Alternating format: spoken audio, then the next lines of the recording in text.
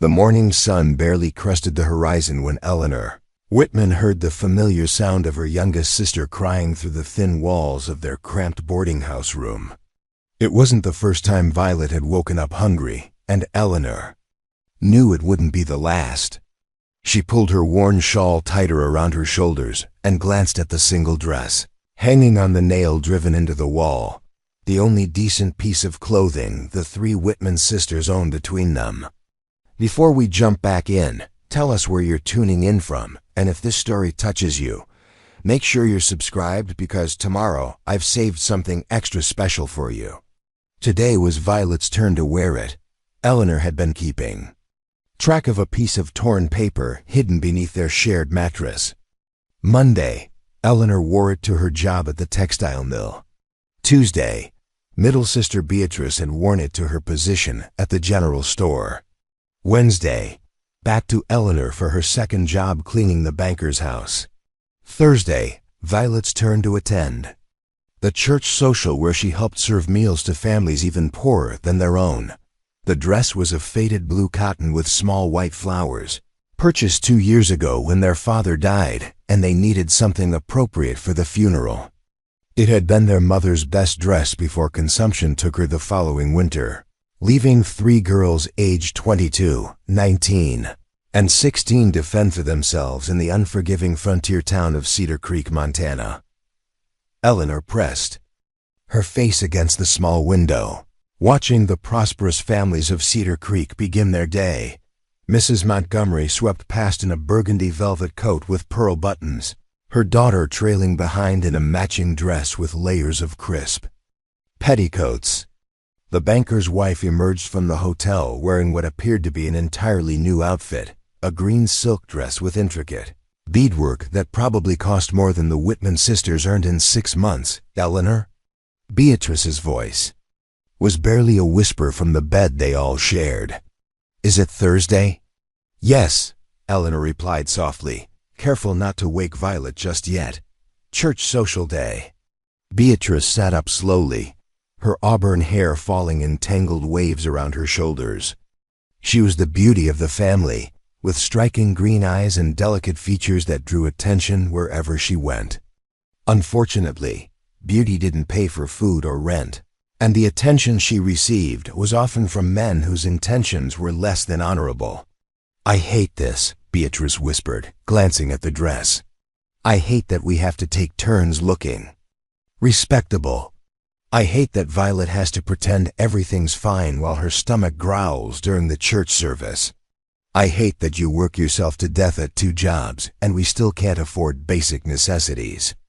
Eleanor understood her sister's frustration, but she'd learned that dwelling on their circumstances only made them feel worse. Today might be different, she said, though she didn't really believe it. Mrs. Henderson mentioned that the church social is expecting some visitors from out of town. Successful ranchers looking to hire help for the busy season. Ranchers looking for cheap labor, you mean? Beatrice replied bitterly. Men who work us from dawn to dusk and pay us half what they'd pay a man for the same work. From the bed, Violet stirred and opened her eyes. At 16, she was still growing, which made their food situation even more challenging. She'd inherited their mother's gentle disposition and their father's stubborn optimism, believing that somehow things would improve if they just worked hard enough and remained kind to others. Good morning, Violet said with a smile that didn't quite reach her eyes. I can smell Mrs. Patterson making breakfast downstairs, bacon and eggs, I think. The 3 sisters exchanged glances. They could smell it too, but Mrs. Patterson's boarding house meals were for paying customers only. The Whitman sisters had been living on credit for 2 months, surviving on day-old bread from the bakery and whatever vegetables they could afford from the market. Eleanor began the morning ritual of helping Violet prepare for her day. First, they took turns washing with the single bar of soap they rationed carefully.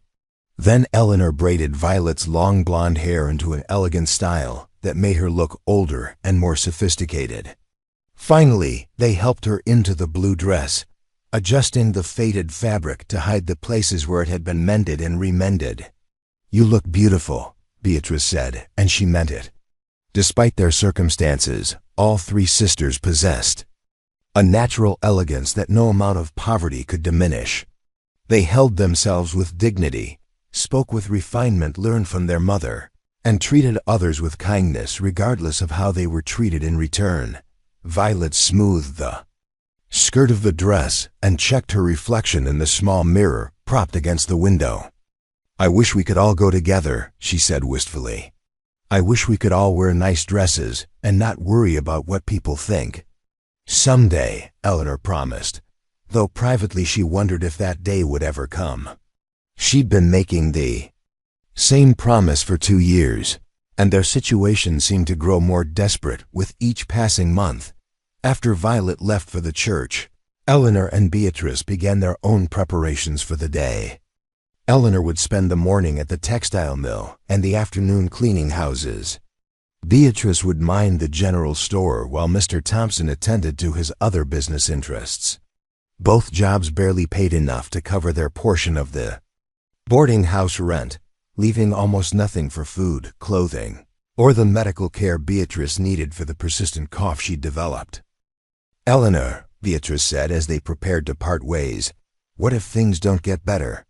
What if we're still sharing one dress when we're old women?" Eleanor paused in wrapping her shawl around her shoulders. She'd been asking herself the same question, but hearing it spoken aloud made their situation feel even more hopeless. "Then we'll face it together," she said finally. "The three of us have survived everything else. We'll survive this too." But as she walked toward the textile mill through the muddy streets of Cedar Creek, Eleanor couldn't shake the feeling that survival wasn't enough anymore. They needed something more than just getting by from day to day. They needed hope, opportunity, a chance to build something better than the hand-to-mouth existence they'd been living since their parents died. The textile mill was a hot, noisy place filled with dangerous machinery and workers who spoke little English. Eleanor's job was to monitor the looms and quickly repair any threads that broke during the weaving process. It required constant attention and quick reflexes, as a single mistake could ruin yards of expensive fabric. The work paid 25 cents a day, which was more than many women could earn, but it was also exhausting and hazardous. During her lunch break, Eleanor sat outside the mill and watched the prosperous citizens of Cedar Creek go about their business. She observed how the wealthy women moved with confidence, how they spoke to shopkeepers as equals rather than supplicants, how they made choices based on preference rather than necessity. Most of all, she noticed how they seemed to assume that tomorrow would be better than today, that their futures held promise rather than just more of the same struggles. That afternoon, Eleanor cleaned the banker's house as she did every Monday. Wednesday and Friday, Mrs. Fitzgerald was not unkind, but she had little understanding of what life was like for people who couldn't afford servants. She often commented on Eleanor's appearance or energy level, as if being tired after working at the mill was a personal failing rather than a natural consequence of physical labor. "Eleanor," Mrs. Fitzgerald said as she inspected the parlor windows, "I've noticed you seem distracted lately. Is everything well with your family?" Eleanor paused in her dusting, considering how much to reveal. Mrs. Fitzgerald occasionally showed genuine concern for her employees, but she also had a tendency to offer advice that assumed everyone had the same resources and opportunities she enjoyed. "We're managing, ma'am," Eleanor replied carefully. "My sisters and I support each other. I'm sure you do, dear. But perhaps it's time to consider more permanent arrangements. My cousin in Denver is looking for a reliable housekeeper. The position includes room and board, plus $30 a month. It would be quite an improvement over your current situation." Eleanor felt her heart sink. $30 a month was more money than she'd ever imagined earning, but accepting the position would mean leaving Beatrice and Violet behind. They'd never survive on their own, and she couldn't abandon her sisters for her own benefit. "That's very generous, ma'am, but I couldn't leave my sisters." Mrs. Fitzgerald sighed with the patience of someone explaining obvious facts to a child. Eleanor, you can't sacrifice your entire future for family loyalty. Your sisters are young and attractive. They'll find husbands soon enough, and then you'll have wasted the best years of your life for nothing." The conversation continued, but Eleanor stopped listening. Mrs. Fitzgerald meant well, but she couldn't understand that the Whitman sisters' bond went deeper than convenience or obligation. They were all each other had left in the world, and Eleanor would rather struggle with her sisters than prosper without them. When Eleanor finally returned to the boarding house that evening, she found Beatrice already there, counting the day's meager earnings on their small table. 4 dimes and a nickel, barely enough to buy bread and milk for the next day. How was the church social? Eleanor asked when Violet arrived shortly after sunset. Violet's expression was carefully neutral, but Eleanor could see disappointment in her eyes. "The same as always. I served food to people who barely acknowledged my existence, listened to conversations about problems I'll never have, and smiled until my face hurt." She began removing the blue dress with the careful precision of someone handling a precious artifact. Every button was fastened properly, every fold smoothed to prevent wrinkles. Tomorrow, Eleanor would wear it again, and the cycle would continue. There was something different, though, Violet added as she hung the dress on its nail. A man came to the social late, after most people had finished eating. He wasn't from Cedar Creek. I could tell by his clothes and the way he carried himself. Mrs. Henderson was practically fluttering around him like a moth around a flame. Beatrice looked up from her counting. What kind of man? Tall, well-dressed, probably in his 30s. He had the kind of confidence that comes from never having to worry about money. But he wasn't arrogant about it, just comfortable in a way that most people around here aren't. Eleanor felt a familiar stir of curiosity mixed with caution. Wealthy strangers in frontier towns were often either con artists or men looking to take advantage of desperate families. Did he say what brought him to Cedar Creek? Preparing and narrating this story took us a lot of time, so if you are enjoying it, subscribe to our channel. It means a lot to us. Now back to the story. Not exactly, but I overheard him talking to Reverend Mitchell about land purchases and business investments. Something about expanding ranching operations into this area. Violet sat down on the bed they shared, her expression thoughtful. He asked about local families, particularly those with good reputations, but difficult circumstances. The 3 sisters exchanged glances. In a town like Cedar Creek, everyone knew everyone else's business.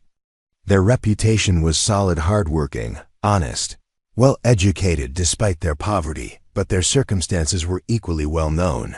"Did he notice you?" Beatrice asked. Violet blushed slightly. "He was polite when I served him coffee. Asked my name, thanked me for the meal. Nothing inappropriate, but he seemed more attentive than most visitors." Eleanor felt a protective instinct stir. Men with money and power often viewed poor young women as entertainment rather than people deserving of respect. "We should be careful," she said. "Wealthy men don't usually show interest in girls like us unless their intentions are questionable." Or, Violet said with some of her father's optimism, unless they're different from other wealthy men we've encountered. That night, as the 3 sisters lay in their shared bed listening to the sounds of the boarding house settling around them, Eleanor found herself thinking about possibilities she'd learned not to consider. What if Violet's stranger was genuine? What if he represented the kind of opportunity they'd been hoping for? What if tomorrow could actually be different from today? But experience had taught her to be cautious about hope. Too many times, apparent opportunities had turned out to be disappointments or outright deceptions. Better to focus on what they could control: their work, their loyalty to each other, their determination to maintain their dignity regardless of their circumstances. Still, as sleep finally came, Eleanor found herself wondering about the well-dressed stranger who had asked questions about local families. Cedar Creek was full of families facing difficult circumstances, but something told her that he hadn't been asking those questions randomly. The next morning brought unexpected news that would change everything. Mrs. Patterson knocked on their door before dawn, her expression combining excitement with bewilderment.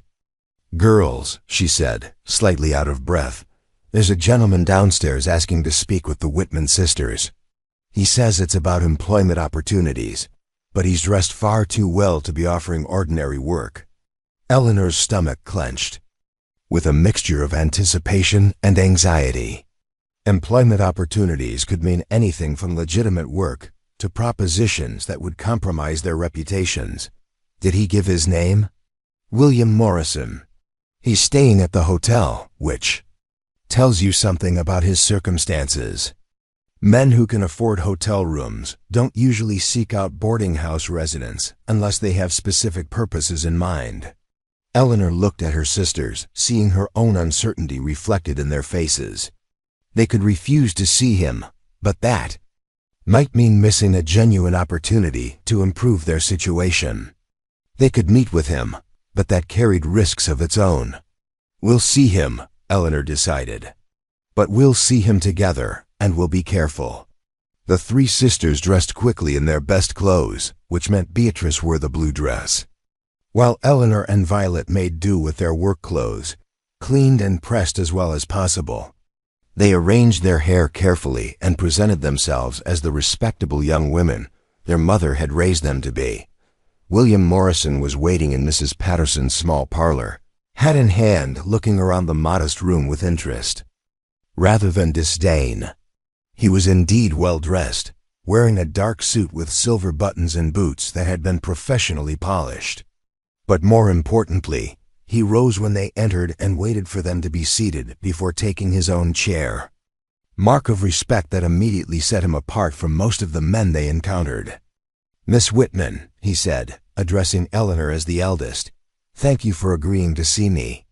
I realize this is unusual, but I have a proposition that might benefit all of us."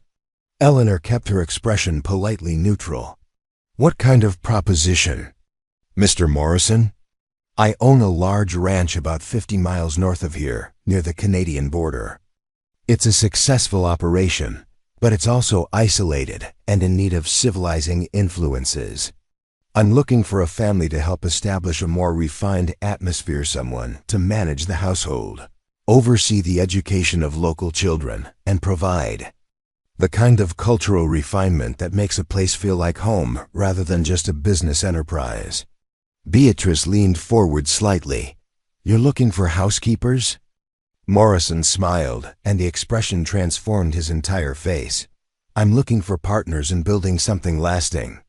The position would include a substantial house of your own, generous monthly wages for each of you, and the opportunity to help shape a growing community.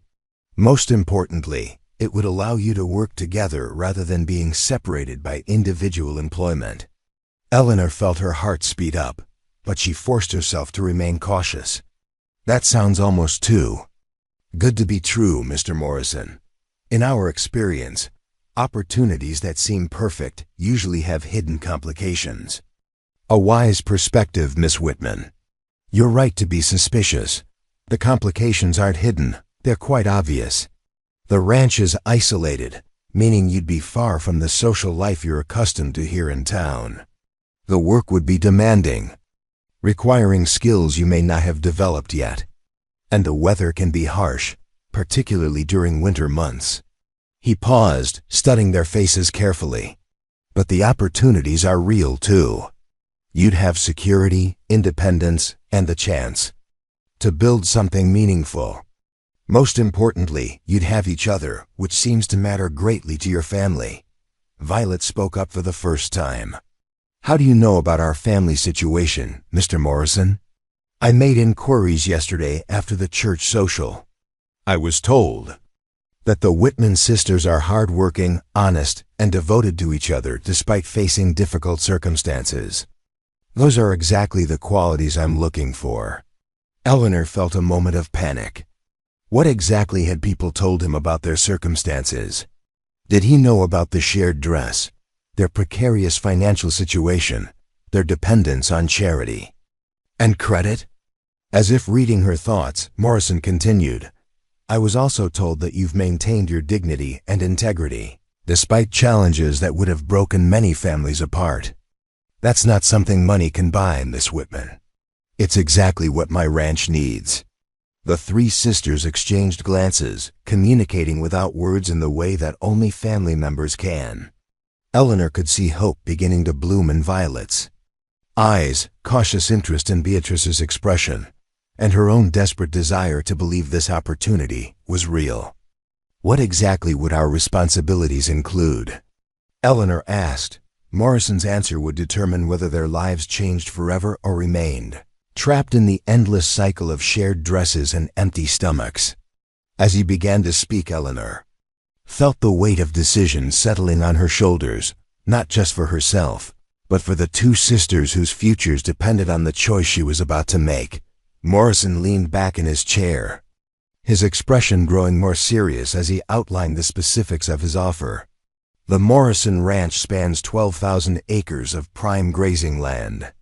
We run cattle and horses, employ 43 men year-round, and serve as an unofficial hub for 5 smaller ranches in the region. What we lack is structure in the domestic sphere. Eleanor found herself studying his face as he spoke, searching for signs of deception or hidden motives. Morrison's eyes were steady and direct, his manner confident without being arrogant. Most importantly, he spoke to all three sisters rather than focusing solely on the prettiest one, which set him apart from most men of means. "Currently," Morrison continued, "we have a cook who can barely manage beans and bacon, no organized system for laundry or cleaning, and absolutely no provision for education or cultural activities. The nearest school is 30 miles away, and the nearest town with a proper church or library is even farther." Beatrice shifted in her chair, her practical nature asserting itself. "Mr. Morrison, you're describing a substantial undertaking. Organizing a household for 43 men, establishing educational programs, creating cultural activities, that's not housekeeping, that's pioneering." "Precisely." Morrison's smile returned, and Eleanor could see genuine enthusiasm in his expression. "I'm not looking for servants, Miss Beatrice. I'm looking for civilizers.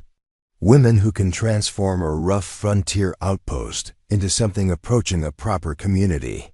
Violet spoke up, her young voice carrying surprising wisdom. "And what happens? If we fail? If we arrive at your ranch and discover we're not capable of such an enormous responsibility?" Morrison considered her question carefully before answering. "Then we adapt. Success isn't measured by perfection, Miss Violet. It's measured by improvement. If my ranch becomes 10% more civilized under your influence, that's still progress. Worth celebrating." Eleanor felt a stirring of something she'd almost forgotten: ambition. For 2 years, their goals had been limited to basic survival. The idea of building something, of having a meaningful impact on a community, was both terrifying and exhilarating. "What are the specific terms?"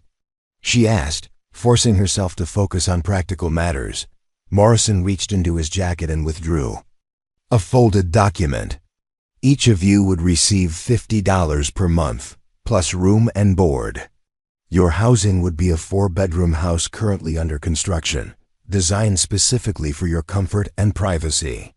You'd have access to a horse and buggy for transportation, credit at the company store, and complete authority over domestic arrangements." Eleanor's breath caught. $50 per month each meant $150 total more money than they'd seen in their entire lives. But she forced herself to remain skeptical. "That's very generous, Mr. Morrison. Perhaps too generous. What aren't you telling us?" Morrison's expression grew more serious, and Eleanor sensed they were approaching the heart of his proposition. "The isolation is real, Miss Eleanor. Once winter sets in, you might not see another woman for months at a time. The work is demanding, and you'd be responsible for solving problems no one has faced before. Most challenging of all, you'd be the only civilizing influence for miles around." He paused, studying each sister's face carefully. "There's something else." The success of this arrangement depends entirely on all three of you. I'm not hiring employees, I'm inviting partners. If one of you leaves, the entire arrangement fails. Beatrice frowned. Why is that exactly? Because what I'm really trying to create requires balance. Eleanor has the maturity and leadership skills needed to organize large-scale domestic operations. Beatrice has the practical intelligence to manage logistics and solve unexpected problems. Violet has the energy and optimism necessary to maintain morale during difficult times. Remove any one element, and the entire structure becomes unstable. Eleanor found herself impressed despite her caution. Morrison had clearly observed them carefully and understood their individual strengths. That level of attention suggested genuine interest rather than casual opportunism. How long would this arrangement continue? Violet asked. As long as it benefits everyone involved. I'm hoping to establish something permanent, but I understand that your circumstances might change. Marriage, family obligations, other opportunities. Won't hold you to any agreement that no longer serves your interests. Beatrice raised an eyebrow. You seem remarkably unconcerned about losing your investment in us. Morrison's laugh was genuine and warm. Miss Beatrice, if I help 3 remarkable women build better lives for themselves, that's not a loss. That's the best possible return on any investment. Eleanor felt her defenses beginning to weaken. Morrison's offer addressed every concern. They discussed privately security, meaningful work, the ability to stay together, and the chance to build something lasting. It seemed almost impossible that such an opportunity could be real. We'll need time to discuss this among ourselves, she said finally. Of course. I'll be in Cedar Creek for 3 more days handling other business. Take whatever time you need. But please understand that I'm eager to begin this project as soon as possible. After Morrison left, the 3 sisters sat in stunned silence for several minutes. Finally, Violet spoke. Did that really just happen? Did a wealthy rancher just offer us more money than we've ever dreamed of, plus the chance to build something meaningful? It seems that way, Eleanor replied cautiously. But we need to think carefully about what we'd be giving up. Beatrice looked around Mrs. Patterson's shabby parlor. What exactly would we be giving up? Poverty? Uncertainty? The humiliation of sharing one dress between 3 grown women? We'd be giving up the familiar, Eleanor said. Cedar Creek may not offer us much, but we know what to expect here. Morrison's ranch represents complete uncertainty. Sometimes uncertainty is better than certainty, Violet said quietly. Especially when you're certain that things won't improve. That afternoon, while Beatrice worked at the general store and Violet helped at the church, Eleanor found herself walking through Cedar Creek with new eyes. She noticed how people looked at her with pity, dismissal, or the careful politeness reserved for those whose circumstances might be contagious. She observed the casual waste of families who discarded food scraps that would have fed the Whitman sisters for days. Most painfully, she watched the banker's wife select 3 different hats at the millinery shop, unable to decide which one suited her best, while Eleanor tried to remember the last time she'd worn anything on her head besides her mother's old shawl. When she returned to the boarding house that evening, Eleanor found her sisters already deep in discussion. I've been thinking about Morrison's offer all day, Beatrice said without preamble. I keep trying to find the trap, the hidden danger that makes it too good to be true. And? Eleanor asked. I can't find it. Yes, the work would be demanding. Yes, we'd be isolated. Yes, we'd be taking enormous risks. But what are we risking, really? Our current situation isn't sustainable. We're one illness or injury away from complete destitution. Violet nodded emphatically. I've been calculating our finances. Even if we all kept working and nothing went wrong, it would take us 4 years to save enough money to rent a proper house. 4 years of sharing one dress, skipping meals, and accepting charity. Eleanor sat down heavily on their shared bed. Her sisters were right. But accepting Morrison's offer felt like stepping off a cliff into complete unknown territory. "There's something else to consider," Beatrice continued. "Morrison specifically chose us because we're sisters who refuse to be separated. That suggests he understands something important about family loyalty. Most employers would see our attachment to each other as an inconvenience. He also offered to pay each of us individually," Violet added. "He's not hiring one person and expecting the others to work for free. That suggests respect for our individual worth." Eleanor felt her resistance beginning to crumble. Every logical argument favored accepting Morrison's offer, but something deeper, fear, perhaps, or simple disbelief that good things could happen to people like them, made her hesitant. What if we get to his ranch and discover he expects more than household management? She asked quietly. Beatrice met her gaze directly. "Then we leave. All three of us together, just like we've always done." Morrison specifically said the arrangement continues only as long as it benefits everyone involved. What if we're not capable of the work he's describing? What if we fail completely? "Then we fail together," Violet said simply. "But Eleanor, what if we succeed? What if we actually build something wonderful?" That night, Eleanor lay awake long. After her sisters had fallen asleep, listening to the familiar sounds of the boarding house and trying to imagine a different kind of life. She thought about Morrison's description of wide-open spaces, about having a house of their own, about meaningful work that could help other people. Most of all, she thought about the possibility of hope. For 2 years, they'd survived by limiting their expectations, by accepting that tomorrow would be much like today. Morrison's offer represented the chance to believe that the future could be genuinely different from the past. By morning, Eleanor had made her decision. "We're going to accept Morrison's offer," she announced as her sisters prepared for another day of taking turns with the blue dress. Beatrice and Violet exchanged glances, and Eleanor could see relief flooding their faces. "Are you sure?" Beatrice asked. "Yesterday you seemed much more cautious." "I've been thinking about what we really have to lose," Eleanor replied. "Our current life isn't much of a life. We're surviving, but we're not living. Morrison is offering us the chance to actually live." Violet threw her arms around Eleanor in an impulsive hug. "I was hoping you'd say that. I've been imagining what it would be like to have a wardrobe full of dresses, to choose what to wear based on preference rather than necessity." "We shouldn't get ahead of ourselves," Eleanor warned, though she was smiling. "Morrison's offer focuses on work and responsibility, not personal luxuries." "The personal luxuries will follow," Beatrice said with conviction. "Once we're earning real money and building something meaningful, everything else becomes possible." They found Morrison at the hotel restaurant, finishing a breakfast that probably cost more than the sisters spent on food in a week. He rose when they approached, and Eleanor could see anticipation in his expression.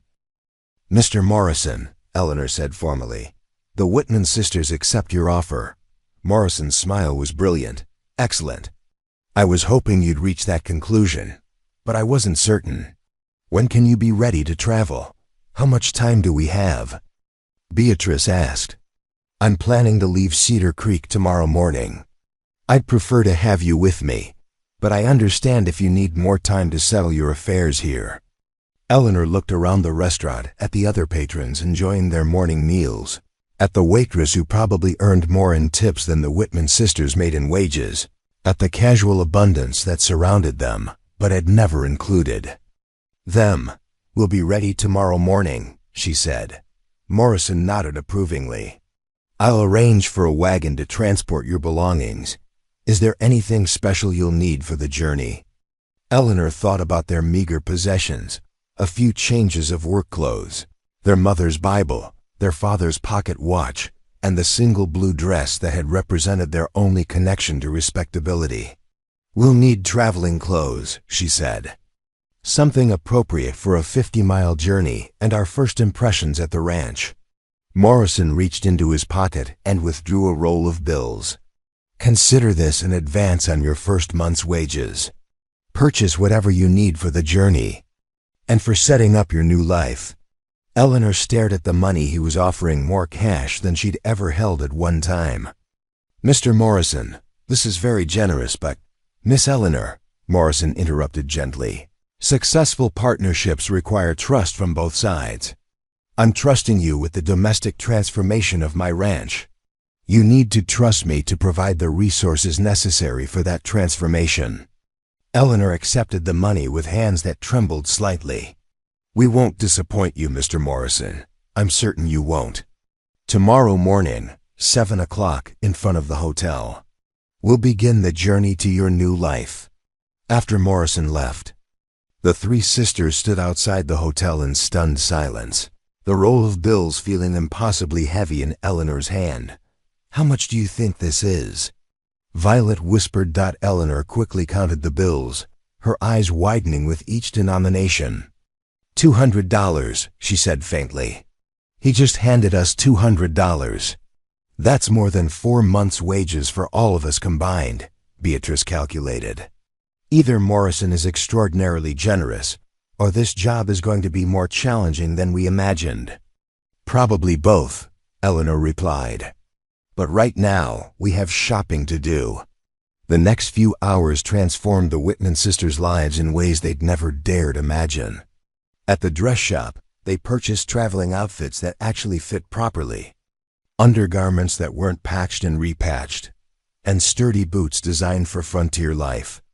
At the general store, they bought practical supplies for their new life-sewing materials, writing paper, small personal luxuries they'd done without for 2 years. Most remarkably, each sister was able to choose items based on personal preference, rather than absolute necessity. Beatrice selected a warm blue wool dress that brought out her eyes. Violet chose a sunny yellow cotton dress that reflected her optimistic nature. Eleanor picked a practical green dress that suggested competence and authority. For the first time in 2 years, all three sisters would own appropriate clothing simultaneously. That evening, as they packed their expanded belongings into proper traveling bags rather than makeshift bundles, Eleanor felt a mixture of excitement and terror that she'd never experienced before. "Are we making the right choice?" she asked her sisters. "I don't know," Beatrice replied honestly. "But I know we're making a brave choice. Sometimes that's the same thing." "And sometimes," Violet added with a grin, "brave choices lead to the best possible outcomes." Eleanor looked at her sisters, really looked at them, and saw not the desperate young women who'd been sharing one dress and surviving on charity, but capable, intelligent, determined individuals ready to build something meaningful. Tomorrow, they would begin the journey to Morrison Ranch and discover whether they were capable of the transformation Morrison envisioned. Tonight, they would go to sleep as the Whitman sisters who owned proper clothes, had money in their pockets, and faced a future full of possibilities rather than merely problems. The blue dress hung on its nail one final time, no longer a symbol of their poverty, but a reminder of how far they'd already come. Tomorrow, it would stay behind in Cedar Creek while they traveled toward whatever destiny awaited them at Morrison Ranch. The wagon wheels creaked rhythmically against the dirt road as they left Cedar Creek behind, heading north toward Morrison Ranch. Eleanor sat beside Morrison on the driver's bench, while Beatrice and Violet rode in the back with their belongings and supplies. The morning air was crisp with the promise of autumn, and the landscape gradually transformed from the familiar rolling hills around Cedar Creek to wilder, more expansive territory. Morrison proved to be an engaging traveling companion, sharing stories about the region's history and pointing out landmarks that would help the sisters navigate their new environment. His easy conversation revealed a man who was well-educated, but not pretentious, successful but not arrogant, and genuinely interested in their thoughts and observations. "That ridgeline marks the beginning of my property," Morrison said, gesturing toward a series of rocky outcroppings in the distance. "From here to the Canadian border, and east to the Milk River, 12,000 acres of some of the finest grazing land in Montana Territory. Violet leaned forward from her seat in the wagon bed. How did you acquire so much land, Mr. Morrison? Combination of homestead claims, government purchase, and acquisition from ranchers who decided frontier life wasn't for them, Morrison replied. I've been building this operation for 8 years, slowly expanding when opportunities presented themselves.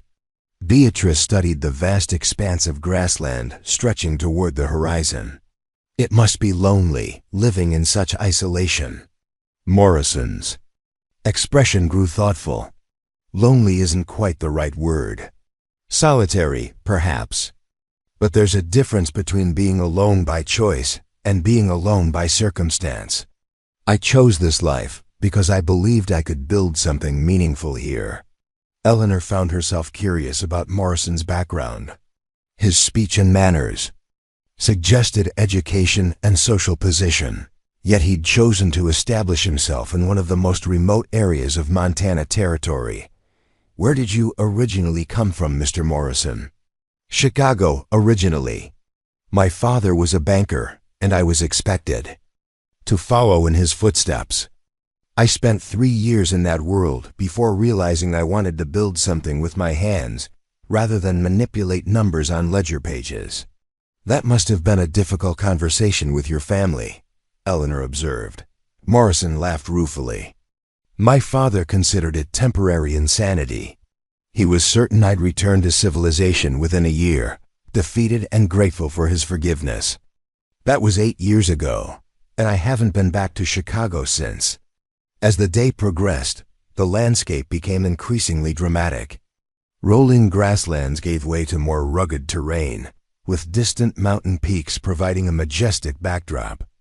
The sisters had never seen country so vast and untamed, and Eleanor found herself both exhilarated and intimidated by the sheer scale of their new environment. Around midday, they stopped beside a clear stream to rest the horses and eat the lunch Morrison had packed. The sisters spread a blanket on the grass and shared sandwiches, fruit, and coffee that actually tasted good, a luxury they'd almost forgotten existed. I have a confession to make, Morrison said as they relaxed beside the stream. I wasn't entirely honest about my reasons for seeking you out. Eleanor felt her stomach clench with familiar anxiety. Here it comes, she thought. The hidden agenda, the ulterior motive, the reason this opportunity seemed too good to be true. What do you mean? Beatrice asked, her voice carefully neutral. Morrison looked slightly embarrassed. I told you I needed help establishing a civilized household, which is absolutely true.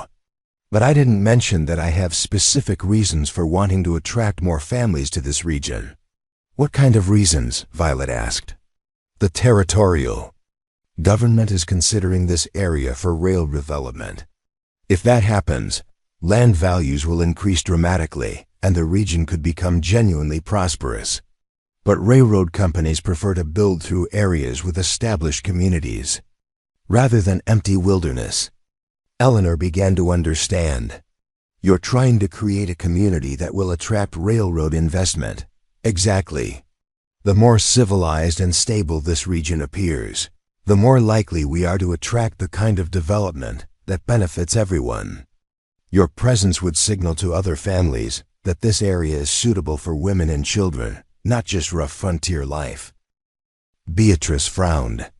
So we're not just employees, we're part of a larger strategy. Yes, but a strategy that benefits you as much as it benefits me. If railroad development comes to this region, property values will increase, employment opportunities will expand, and all of us will prosper together. Eleanor considered this revelation carefully. Morrison's additional motive didn't change the immediate benefits of his offer, but it did add another layer of complexity to their situation. They weren't just accepting employment, they were becoming partners in a long-term development scheme. What happens if the railroad development doesn't materialize? She asked. Then we continue building the best life we can with the resources we have, Morrison replied. The railroad possibility is a bonus, not a necessity. My ranch is profitable without outside development, and your positions would remain secure regardless of what happens with territorial planning. Violet looked around at the pristine landscape surrounding them. How many other families are you hoping to attract? Ideally, enough to establish a proper town within 5 years. A school, a church, a general store, maybe even a doctor's office. The kind of community where people can build meaningful lives rather than just survive. Eleanor found herself intrigued by Morrison's vision. She'd never considered the possibility of helping to create an entire community from nothing. The idea was ambitious beyond anything she'd imagined, but it was also inspiring. Assuming we're successful in our immediate responsibilities, she said carefully, how would we participate in this larger development? Morrison's smile suggested he'd been hoping for exactly that question. Leadership roles in whatever community emerges. You'd have the experience, the connections, and the financial resources to help shape how things develop. As they resumed their journey, Eleanor felt the weight of possibility settling on her shoulders. Morrison wasn't just offering them jobs, he was offering them the chance to become founding members of a new community. The risks were enormous, but so were the potential rewards. The afternoon brought them to increasingly rugged terrain, with the road winding through valleys and over ridges that provided spectacular views of the surrounding landscape. Eleanor had never imagined that such wild beauty existed, and she found herself understanding why Morrison had chosen to build his life in this remote location. There, Morrison said, pointing toward a collection of buildings nestled in a broad valley ahead, Morrison Ranch. Eleanor's breath caught as she took in their destination. The main ranch house was a substantial 2-story structure with a wraparound porch and fresh white paint that gleamed in the afternoon sun. Surrounding it were numerous outbuildings, barns, corrals, bunkhouses, and workshops that spoke of a thriving operation. But what impressed Eleanor most was the sense of order and purpose that characterized the entire complex. This wasn't a rough frontier outpost thrown together for basic survival. Morrison had created something that approached the refinement of an eastern estate, adapted for western conditions. It's beautiful, Violet breathed, and Eleanor could hear genuine awe in her sister's voice. Wait until you see your house, Morrison said with obvious pride. He directed the wagon toward a smaller building located about 100 yards from the main house. Eleanor's eyes widened as she realized this was where they would be living. The house was newly constructed, with large windows, a covered porch, and architectural details that suggested careful planning rather than hasty assembly. 4 bedrooms, as promised, Morrison said as he helped them down from the wagon, plus a parlor, dining room, and kitchen equipped with the latest conveniences. You'll have privacy and comfort while remaining close enough to the main house for easy coordination. Beatrice walked around the house, examining the construction with her practical eye for detail.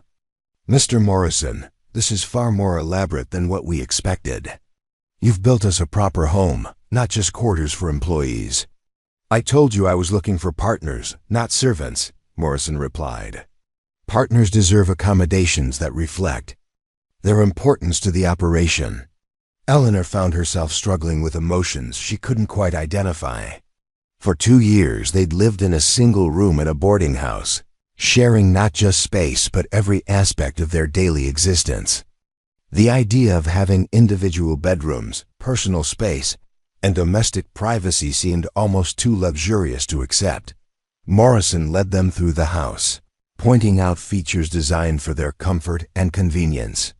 The kitchen contained a modern stove, ample storage, and work surfaces that would make meal preparation efficient and pleasant. The parlor was furnished with comfortable chairs and good lighting for reading or sewing. Each bedroom contained a proper bed, dresser, and wardrobe. The furniture came from Denver, Morrison explained. I wanted you to have everything necessary to begin your new life immediately. Violet sat down on one of the parlor chairs and ran her hands over the upholstered arms. I can't remember the last time I sat on furniture this comfortable. There's more, Morrison said, leading them to the back of the house where large windows overlooked a garden area. I've had the soil prepared for vegetable and flower gardens. I thought you might enjoy having fresh produce and the opportunity to beautify your surroundings. Eleanor felt tears threatening and blinked them back quickly. Morrison's attention to detail went far beyond practical necessity. He'd thought about what would make their lives not just comfortable, but genuinely pleasant. "Mr. Morrison," she said quietly, "this is overwhelming. We expected basic accommodations and the opportunity to work. You've provided us with luxury." Morrison's expression grew serious. "Miss Eleanor, I need you to understand something important. The success of this entire venture depends on your happiness and satisfaction. If you're comfortable and content, you'll do excellent work, which will attract other families to the region, which will contribute to the community development I'm hoping to achieve." He gestured toward their new home. "This isn't charity or unnecessary generosity. It's a business investment in our mutual success." Beatrice walked to the kitchen window and looked out toward the main ranch buildings. "What exactly will our daily responsibilities include?" "Initially, organizing the domestic operations for the main house. We currently have a cook who's willing, but not skilled, and no systematic approach to cleaning, laundry, or maintenance. The bunkhouse meals are adequate, but uninspiring, and there's no organized provision for medical care when injuries occur." Morrison paused, studying their faces. "Beyond the immediate domestic needs, I'm hoping you'll help establish educational and cultural activities. Several of my ranch hands have children, and there are families on neighboring spreads who need schooling options. The nearest church is 30 miles away, so religious services would be valuable." Eleanor began to see the scope of what Morrison was asking. "You want us to create the infrastructure of civilization." "Exactly. Schools, medical care, cultural activities, social organization, all the elements that transform a collection of buildings into a real community." Violet looked around their new parlor with growing excitement. "We could host social gatherings here, musical evenings, reading circles, holiday celebrations. Educational classes in the main house," Beatrice added, her practical mind already working on logistics. "Basic literacy, arithmetic, maybe domestic skills for the women." Eleanor felt her own enthusiasm building, despite her natural caution. "Medical training for basic injuries and illnesses. Organized food preservation for winter months. Coordinated childcare for working mothers." Morrison's smile grew broader with each suggestion. "Now you're beginning to understand the possibilities. What I'm offering isn't just employment, it's the chance to build something that will outlast all of us." As evening approached, Morrison helped them unload their belongings and settle into their new home. He left them with supplies for their first meal and promised to introduce them to the ranch operations the following morning. After Morrison departed, the three sisters sat in their new parlor, still struggling to believe their circumstances had changed so dramatically in just 2 days. "Is this really happening?" Violet asked, curled up in a chair that was actually large enough for comfort. "I think so," Eleanor replied, though she kept expecting to wake up and find herself back in the boarding house room. Beatrice had been unusually quiet during the settling-in process, but now she looked up from examining their new accommodations. "I've been thinking about Morrison's real agenda," she said. "Creating a community to attract railroad development." "Are you concerned about it?" Eleanor asked. "Not concerned, exactly. But I think we need to understand that our success here will depend on more than just managing household operations. We're going to be symbols of what this region could become." The rest of the morning was spent planning the breakfast reorganization. Eleanor and Beatrice worked with Cookie to design an efficient serving system, while Violet took inventory of supplies and equipment. By noon, they had a detailed plan for transforming the ranch's morning meal routine, but as they worked, Eleanor became aware of being observed. Ranch hands found excuses to pass by the kitchen, stealing glances at the three sisters with expressions ranging from curiosity to skepticism. She realized that their success would depend not just on organizational skills, but on winning acceptance from men who might resent outside interference with familiar routines.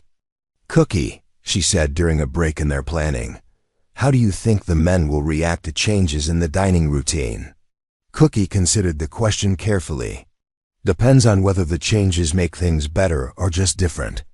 These boys appreciate good food and efficient service, but they don't like being told they've been doing things wrong." Beatrice nodded understanding. "Then we need to present the changes as improvements to what already works, not criticism of what came before. And we need to make sure the improvements are obvious from the first day," Violet added. "Men who work hard want to see immediate benefits." That afternoon, Eleanor and her sisters threw themselves into reorganizing the kitchen and dining areas. They cleaned surfaces that hadn't been properly maintained in months, organized storage areas for maximum efficiency, and set up serving stations designed to minimize congestion and waiting time. Cookie worked alongside them, his initial skepticism giving way to genuine enthusiasm as he saw their vision taking shape. "Ain't worked in a kitchen this organized since I left the army," he admitted. By evening, the transformation was remarkable.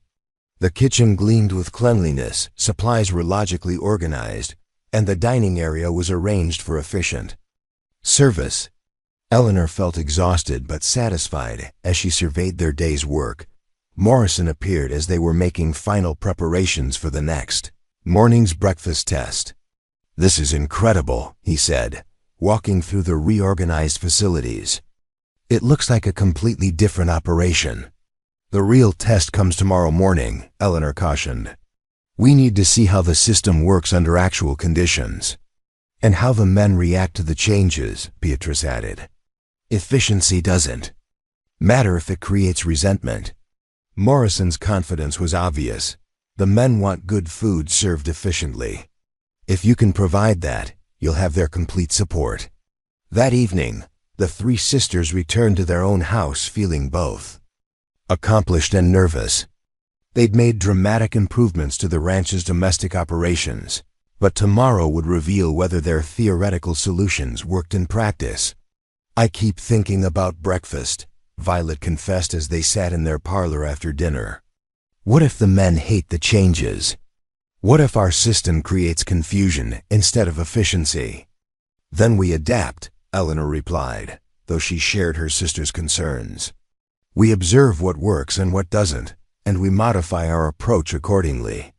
Beatrice was examining a notebook where she'd recorded details about the ranch's supply needs and meal planning. "I've been thinking about Morrison's larger goals," she said. "If we're successful here, if we really can transform this ranch into a model operation, it could attract exactly the kind of families he's hoping to settle in the region." Eleanor nodded. "But success means more than just efficient meal service. We need to create an atmosphere that feels civilized and welcoming." "Educational opportunities for the children," Violet added. "Social activities that bring people together. Medical care for injuries and illnesses. Religious services and cultural events," Beatrice continued. "All the elements that make a place feel like a community rather than just a workplace." Eleanor felt the weight of these ambitions settling on her shoulders. Morrison had hired them to organize domestic operations, but their real challenge was to help create the foundation for an entire civilized community. The scope of that responsibility was both inspiring and intimidating. Dawn arrived with the sound of men gathering for breakfast. Eleanor dressed quickly and hurried to the main house, where she found Cookie already implementing their new system with obvious pride. The serving stations were arranged exactly as planned, with hot food ready and accessible. Coffee was brewing in large quantities, and fresh bread filled the kitchen with inviting aromas. The ranch hands began filing into the dining area, and Eleanor watched nervously as they encountered the reorganized serving system. There was initial confusion as men accustomed to one routine adapted to another, but Cookie moved among them with confidence, explaining the changes and highlighting the benefits.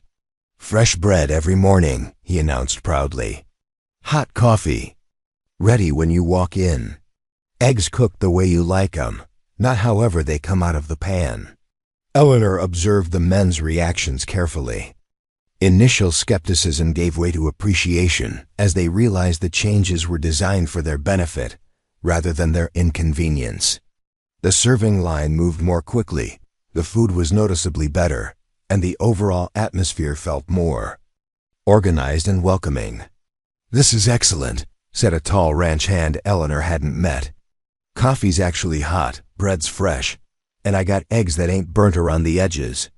Other men voiced similar approval, and Eleanor felt a surge of relief and satisfaction. Their first major test had been successful, but she knew this was just the beginning of what they hoped to accomplish. Morrison appeared as the breakfast service was winding down, his satisfaction obvious as he observed the efficient operation and listened to positive comments from his men. "Outstanding work," he said quietly to Eleanor. "This is exactly the kind of improvement I was hoping for." "It's a good start," Eleanor replied cautiously. "But we need to sustain this level of efficiency and continue improving other aspects of ranch operations." Morrison nodded approvingly. "What's your next priority?" Eleanor looked at her sisters, who had been helping with the breakfast service and observing the men's reactions. "Laundry and cleaning systems," Beatrice said promptly. "The bunkhouses need attention, and there's no organized approach to washing clothes and bedding." "Medical care," Violet added. "I noticed several men with injuries that should be properly treated. We need supplies and knowledge to handle basic medical needs." "Educational opportunities," Eleanor concluded. Cookie mentioned that some of the men have children living on neighboring spreads. "We should start planning school programs." Morrison's smile grew broader with each suggestion. "You're already thinking beyond immediate domestic improvements, toward the larger community development goals." "Because we understand that everything connects," Eleanor explained. "Efficient meal service improves morale, which increases productivity, which attracts more workers, which creates demand for family services, which draws more settlers to the region." "Exactly the kind of strategic thinking I was hoping for," Morrison replied. "Take whatever time you need to assess the full scope of what needs improvement. I'll support whatever plans you develop." As the breakfast crowd dispersed and normal ranch work resumed, Eleanor and her sisters began the detailed assessment that would guide their next phase of improvements. They toured the bunkhouses, examined laundry facilities, inventoried medical supplies, and spoke with ranch hands about their families and needs. What they discovered was both encouraging and daunting. The men were hardworking, honest, and genuinely interested in improving their living conditions. Many had wives and children on nearby homesteads who would benefit from educational and medical services. But the infrastructure for supporting families was almost non-existent. "We're not just organizing domestic operations," Beatrice observed as they completed their survey. "We're creating the foundation for family life in an area that's been designed only for bachelor ranchers." Eleanor nodded grimly. "Which means everything we do sets precedents for how this community will develop." "No pressure," Violet said with a nervous laugh. But despite the enormous scope of their challenge, Eleanor found herself energized rather than intimidated. For the first time in her life, she was working on something that mattered beyond mere survival. The improvements they implemented would affect dozens of families and potentially shape the development of an entire region. That afternoon brought their first real test of crisis management. A young ranch hand named Jimmy Collins was thrown from his horse and suffered what appeared to be a broken arm. The injury occurred several miles from the main buildings, and by the time other workers brought him back to the ranch, he was in considerable pain and shock. Eleanor found herself thrust into the role of medical coordinator, with no formal training and limited supplies. But her natural leadership abilities and practical intelligence guided her through the crisis. She dispatched Violet to ride for the nearest doctor while organizing immediate care for the injured. Mandat working with supplies from Morrison's basic medical kit, Eleanor cleaned and stabilized the injury while Beatrice prepared a comfortable space for the patient and organized help from other ranch workers. By the time the doctor arrived several hours later, Jimmy was stable and comfortable, and the emergency had been managed with efficiency that impressed everyone involved. Eleanor nodded slowly. "That's both an opportunity and a responsibility. And a risk," Violet added. "If we fail, we don't just lose our jobs, we potentially damage Morrison's entire development strategy." "Then we won't fail," Eleanor said with more confidence than she entirely felt. "We'll succeed beyond Morrison's expectations, and we'll help create something extraordinary." That night, Eleanor lay in her own bed for the first time in 2 years, listening to the sounds of her sisters settling into their own rooms. The silence was profound after the constant noise of the boarding house, and the space felt almost impossibly luxurious. But along with comfort came the weight of enormous responsibility. Morrison had invested significant resources in their success, and the scope of what he was asking went far beyond anything they'd ever attempted. They would need to develop skills they'd never used, solve problems they'd never encountered, and maintain their effectiveness under pressure they'd never experienced. Eleanor thought about the blue dress hanging back in Cedar Creek, and smiled at how distant that symbol of poverty now seemed. Tomorrow she would put on one of her new dresses and begin the work of transforming Morrison Ranch into the kind of community that could change the entire region. The journey from sharing one dress to owning a wardrobe had taken just 2 days. The journey from employees to community leaders would take much longer, but Eleanor was beginning to believe they were capable of making that transformation as well. Outside her window, the vast Montana landscape stretched toward the horizon under a canopy of stars more brilliant than any she'd seen in town. Somewhere in that darkness lay the future Morrison envisioned, thriving community built through their combined efforts. Eleanor fell asleep planning lessons for ranch children, menus for community gatherings, and systems for organizing domestic operations that would support dozens of families. For the first time in years, her dreams were filled with possibilities rather than fears. Dawn came early at Morrison Ranch, announced by the distant lowing of cattle and the sound of men beginning their daily work routines. Eleanor woke in her own bed, momentarily disoriented by the unfamiliar surroundings, before remembering where she was and why.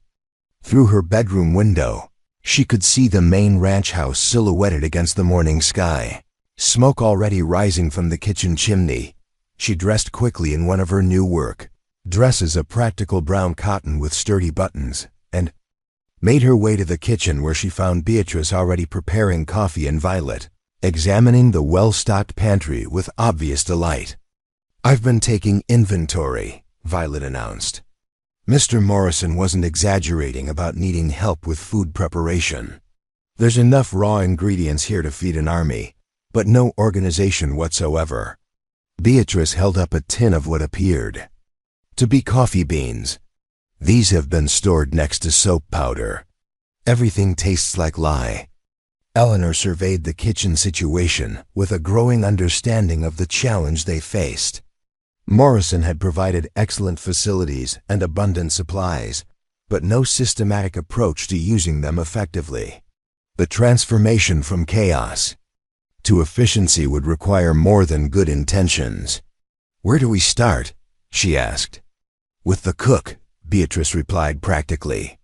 "We need to understand what's been happening and why before we can implement improvements." They made their way to the main house, where they found Morrison finishing his breakfast in a dining room that showed clear signs of bachelor neglect. The furniture was good quality but covered with dust. The windows needed cleaning, and papers were scattered across every available surface. "Good morning, ladies," Morrison said, rising as they entered. "I trust you slept well." "Very well, thank you," Eleanor replied. "We're ready to begin work, but we'll need to understand the current systems before implementing changes." Morrison's expression grew slightly embarrassed. "I'm afraid systems is rather too generous a term for what we currently have. Would you like to meet Cookie and see the kitchen operations?" They followed Morrison to the ranch house kitchen, where they encountered a short, grizzled man in his 60s stirring something that smelled like burnt porridge. He looked up as they entered, his weathered face showing curiosity mixed with suspicion. "Cookie, these are the Whitman sisters I mentioned. They'll be helping organize domestic operations." Cookie wiped his hands on a stained apron and nodded. Cautiously, "Ma'am, been cooking for this outfit 6 years now. Ain't had many complaints." Eleanor studied the kitchen, noting the accumulation of grease on every surface, the haphazard storage of ingredients, and the complete absence of any organizational system. She could see why Morrison had been diplomatic in his description of Cookie's abilities. "I'm sure you've been doing your best under difficult circumstances," Eleanor said diplomatically. "We're here to help make your job easier, not to criticize your methods." Cookie's suspicious expression softened slightly. "Ain't easy feeding 43 men 3 times a day with no help and no proper setup." Beatrice moved to examine the pantry, her practical nature immediately identifying problems. "Mr. Cookie, how do you keep track of supplies?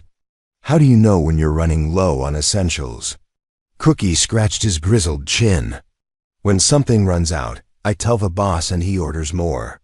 Sometimes we go without a spell when the supply wagon's late." Eleanor exchanged glances with her sisters. The lack of planning and organization explained many of the ranch's domestic difficulties. But criticizing the current system wouldn't help them build the cooperation they needed.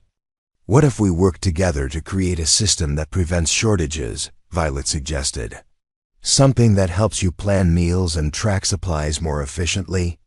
Cookie looked intrigued despite his initial suspicion. "You ladies know about cooking for large groups?" "We know about organization and planning," Beatrice replied. "Skills that work whether you're feeding 3 people or 43. Morrison watched this exchange with obvious relief. "Cookie, I'm hoping the ladies can help you expand the menu beyond beans and bacon. Maybe add some variety that would improve morale. Beans and bacon's good food," Cookie protested. "Fills a man up and keeps him working." Eleanor saw an opportunity to build alliance rather than create conflict. "Beans and bacon are excellent foundations," she agreed. "But imagine how much better they'd taste with fresh bread, properly seasoned vegetables, and maybe some variety in preparation."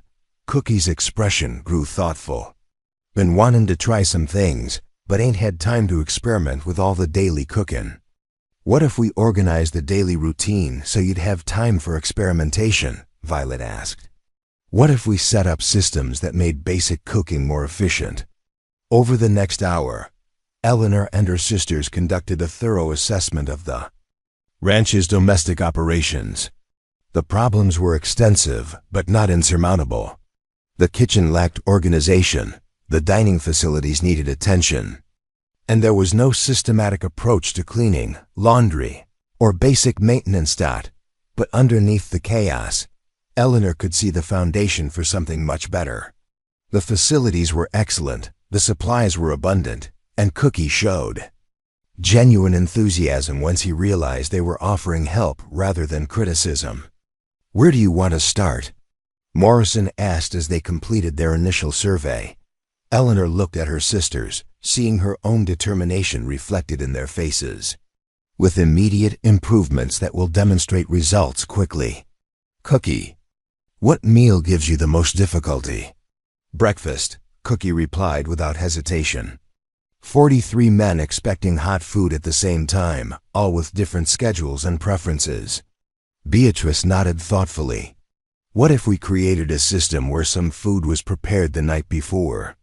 Bread baked early, eggs cooked in large batches, coffee ready when the first man walks in. And what if we organized the serving area so men could serve themselves efficiently? Violet added. Reducing the time Cookie spends ladling individual portions, Cookie's eyes brightened with understanding. Like a hotel dining room, where folks can take what they want. Exactly, Eleanor confirmed. But organized so the most popular items are easily accessible, and the kitchen work is minimized. Morrison listened to this planning session with growing excitement. How quickly could you implement these changes? We could start tomorrow morning, Eleanor replied. But we'll need Cookie's cooperation and the men's willingness to adapt to new routines. You'll have both, Morrison promised. The men are tired of monotonous meals, and Cookie's been asking for help for months. You ladies handled that situation like trained medical professionals, the doctor commented as he completed his examination of the patient. Jimmy's going to be fine, largely because of the excellent initial care he received, Morrison observed.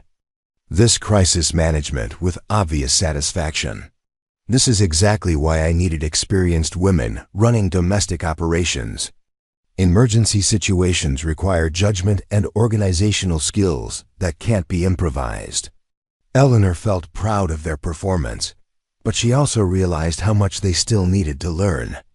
Dr. Henderson, would it be possible for you to provide some basic medical training?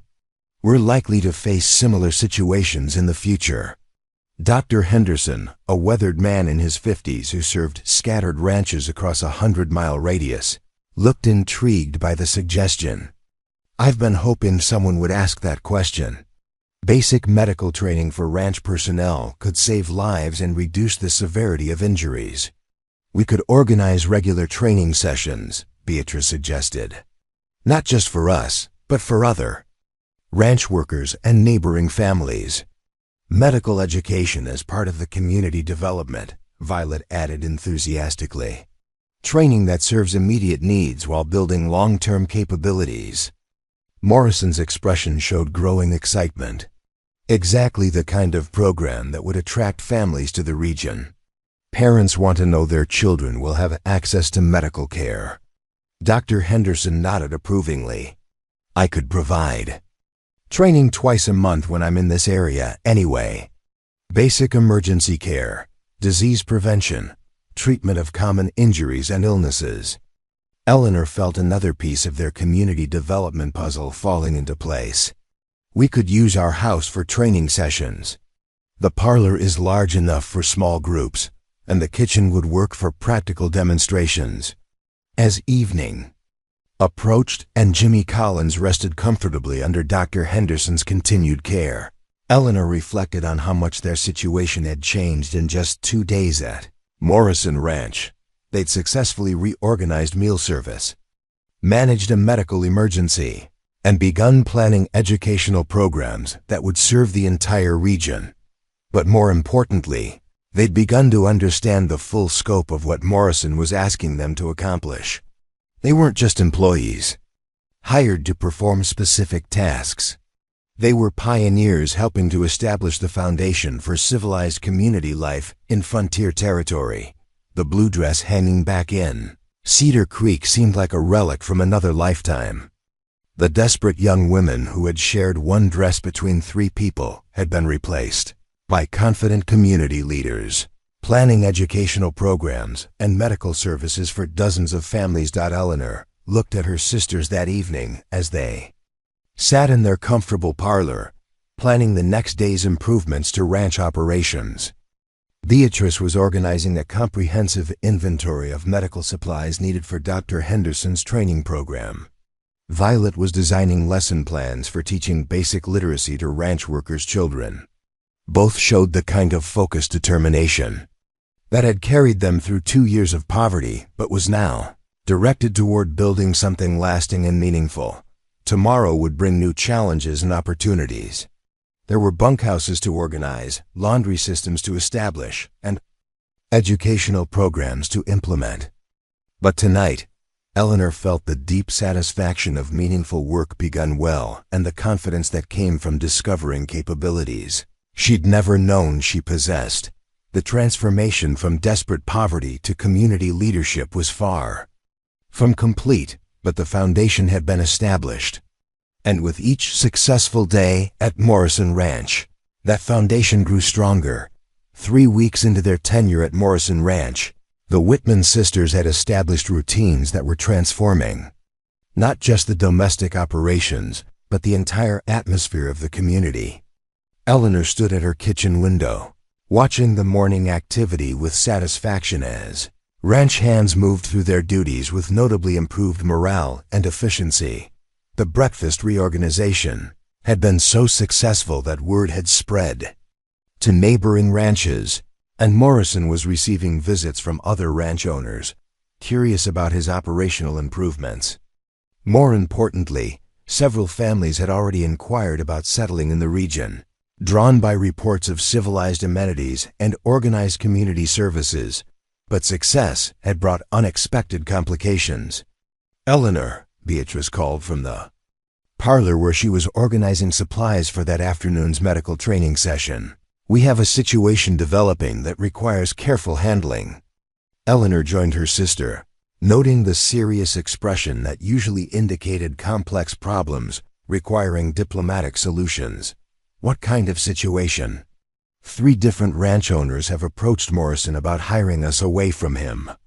Apparently, our reputation for domestic organization has created something of a bidding war. Eleanor felt her stomach tighten with familiar anxiety. Just when they'd found security and meaningful work, external pressures threatened to disrupt everything they'd built. "What kind of offers?" "Substantially higher wages, according to Morrison, plus promises of individual houses, complete autonomy over domestic operations, and partnerships in ranch ownership after successful probationary periods." Violet looked up from the lesson plans she was preparing for the children's education program.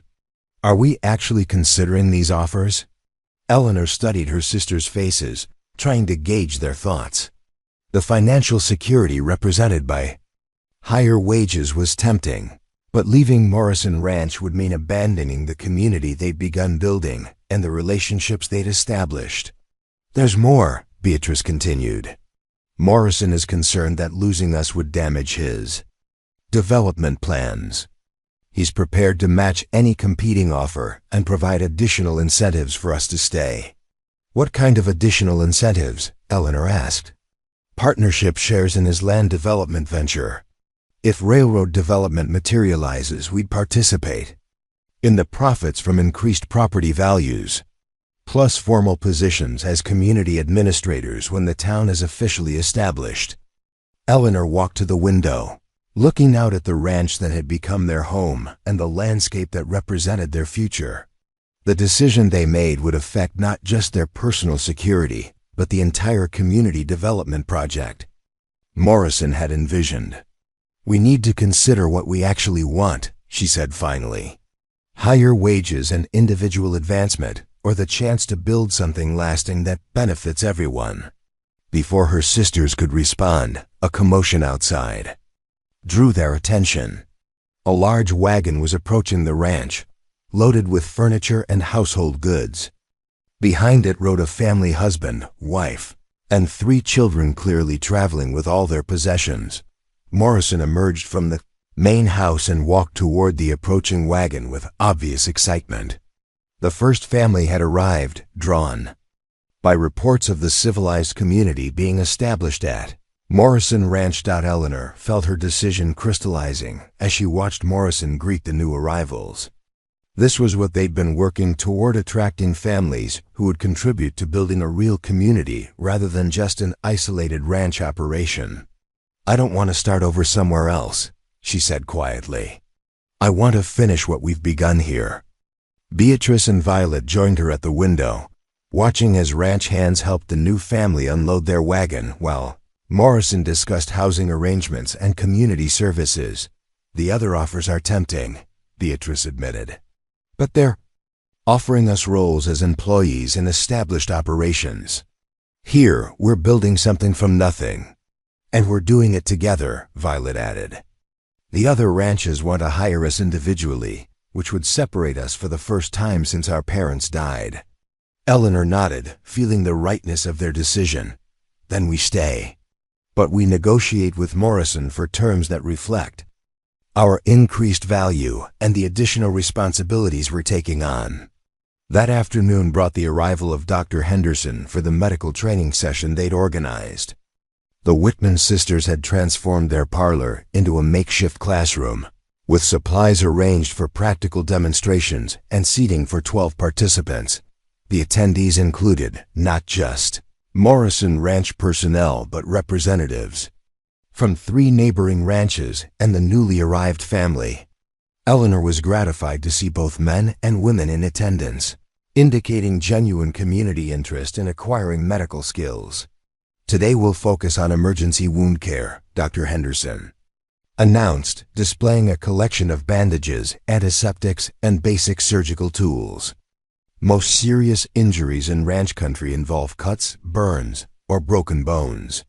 Proper immediate care can mean the difference between full recovery and permanent disability.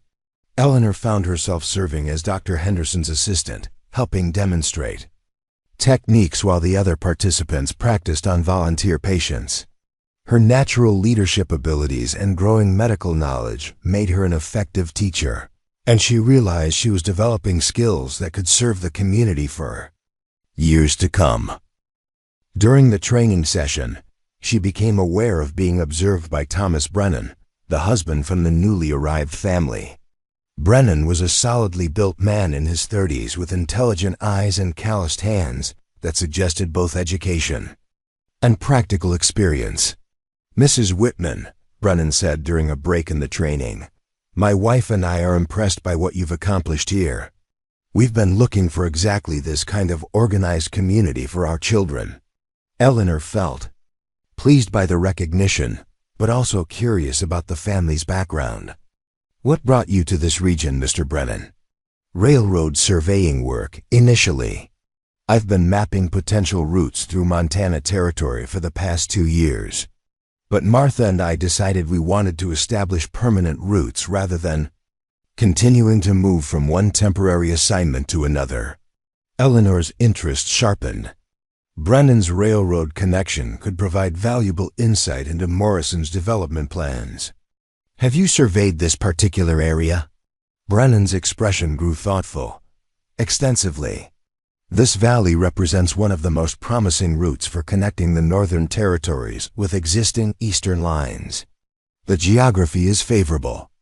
Water sources are adequate, and the distance between established settlements is manageable." "How likely is actual railroad development?" Eleanor asked carefully. "Very likely, assuming sufficient community development to justify the investment. Railroad companies prefer to build through areas with established populations rather than empty wilderness." Eleanor felt excitement building as she realized the implications. Morrison's development strategy was based on solid intelligence rather than mere speculation. If the Whitman sisters could help attract enough families to the region, railroad development would follow almost inevitably. After the medical training session concluded, Eleanor found Morrison speaking privately with Thomas Brennan near the main house. She approached them, curious about their conversation.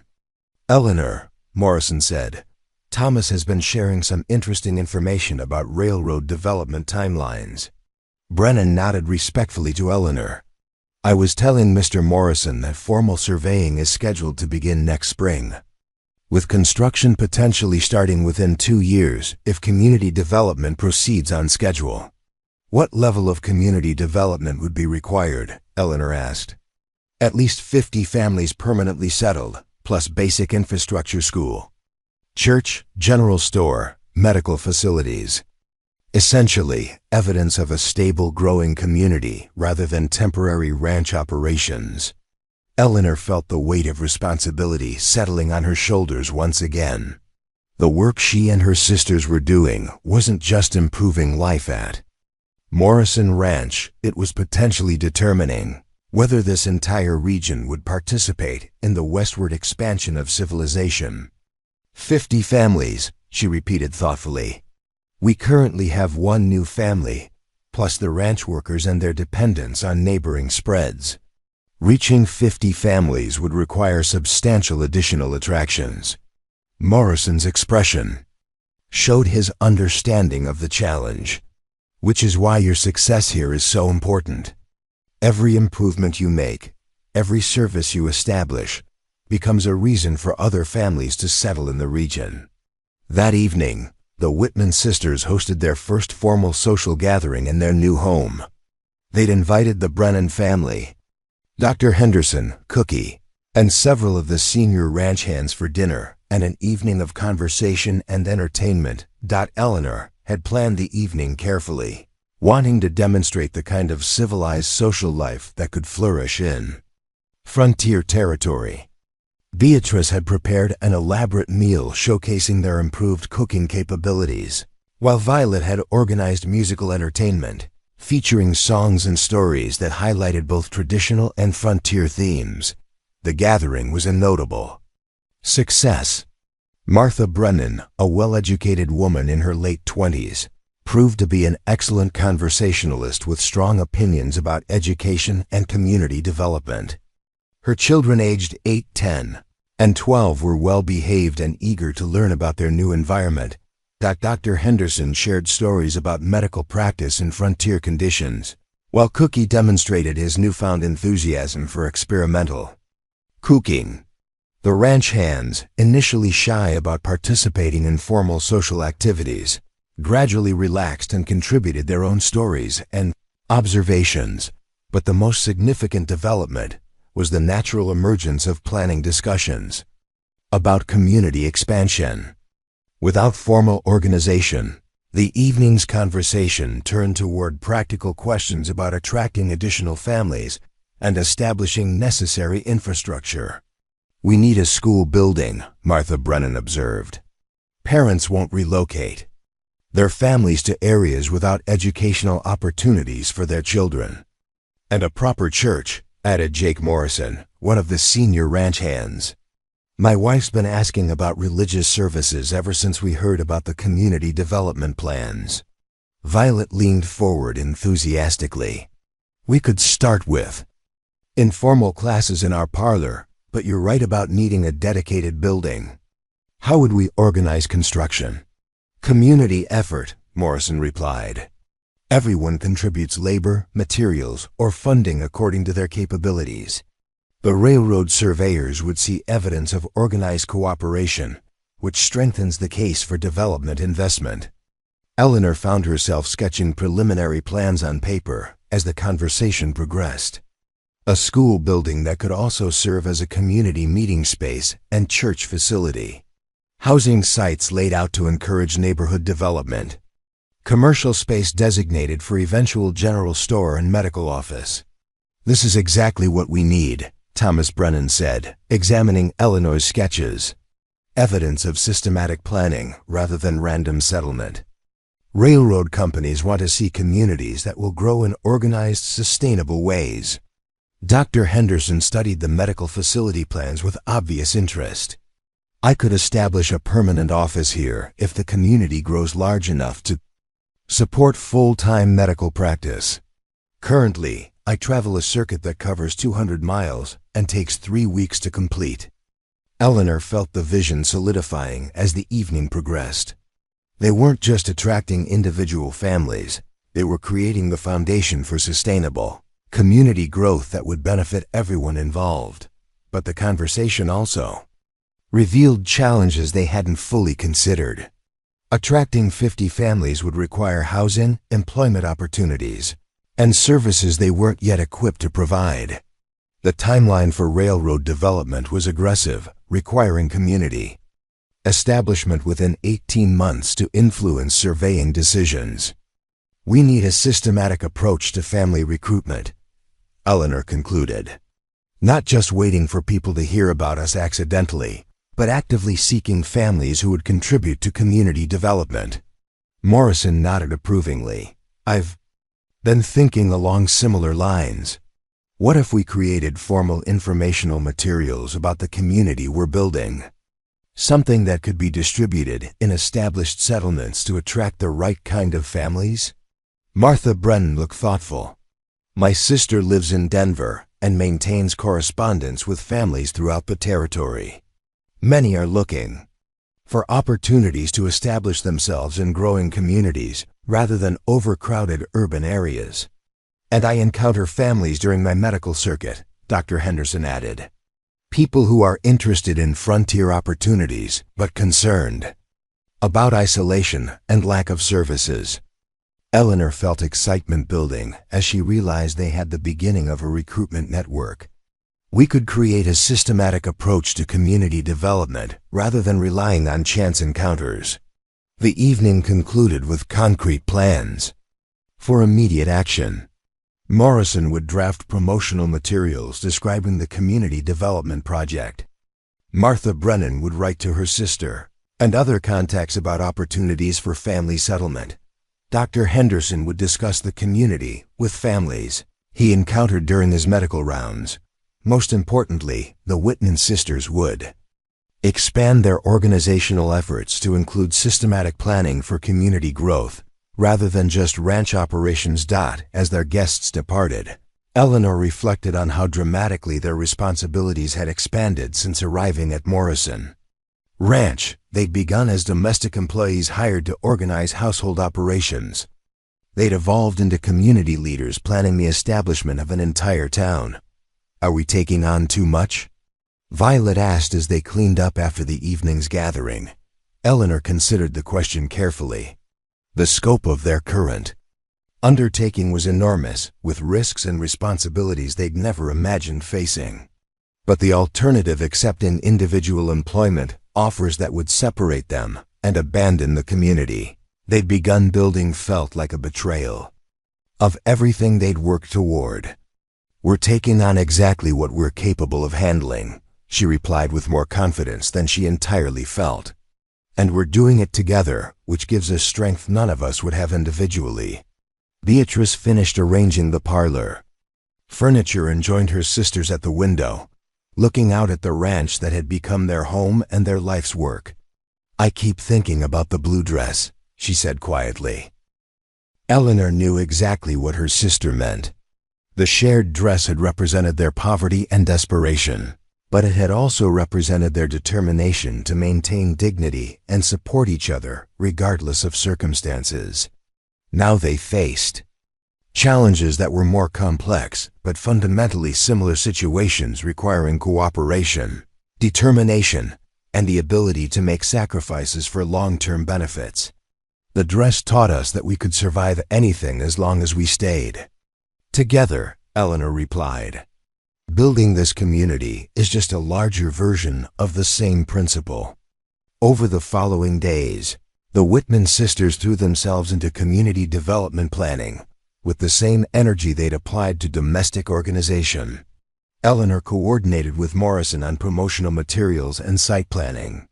Beatrice organized systematic approaches to housing construction and family services. Violet developed educational programs that would attract families with school-age children. The response was more immediate than anyone had expected. Within a week of distributing initial promotional materials, Morrison received inquiries from 6 families interested in settlement opportunities. 2 families committed to relocating within the month, and 3 others planned visits to assess the community's potential. But success brought new pressures and responsibilities. Each arriving family would need housing, employment, and integration into the community structure. The Whitman sisters found themselves responsible not just for domestic operations, but for comprehensive community management. We need help, Eleanor admitted during one of their evening planning sessions. We can't personally manage every aspect of community development. We need to train other people to handle specific responsibilities, Beatrice agreed. Delegation without losing oversight of essential functions. Violet looked up from the correspondence she'd been organizing. Martha Brennan has offered to help with educational planning.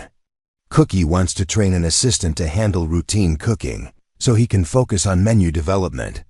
Several of the ranch hands have expressed interest in learning organizational skills. Eleanor felt a familiar surge of excitement as she realized they were approaching another transformation. They'd evolved from employees to community leaders, and now they needed to become administrators who could coordinate the efforts of multiple people working toward shared goals. "We're building something bigger than any of us could have imagined," she said, looking at her sisters with pride and affection. "Something that will outlast us and benefit people we'll never meet." The blue dress seemed like ancient history now, a relic from a time when their highest aspiration was simply surviving from one day to the next. They discovered that security wasn't just about having enough money or adequate shelter, it was about building something meaningful that could support not just themselves, but entire communities. Tomorrow would bring new families, new challenges, and new opportunities to prove that three sisters who had once shared a single dress could build something extraordinary when they combined their individual strengths with unwavering mutual support. Eleanor fell asleep that night planning school curricula, housing construction schedules, and social events that would help new families integrate into their growing community. Her dreams were filled with images of a thriving town where children played safely in well-designed streets while their parents pursued meaningful work in an atmosphere of cooperation and mutual respect. The transformation was far from complete, but the foundation was solid and growing stronger every day. By early autumn, Morrison Ranch had transformed into something approaching an actual town. 8 families had settled in the valley, with 3 more arriving weekly, drawn by increasingly favorable reports about employment opportunities, community services, and the organized approach to frontier development. Eleanor stood on the front porch of what was now being called the community center, originally their private home, watching construction crews frame the new school building that would serve as church, meeting hall, and social center. The changes went far beyond mere population growth. Thomas Brennan had surveyed and laid out proper streets, complete with designated areas for commercial development and public spaces.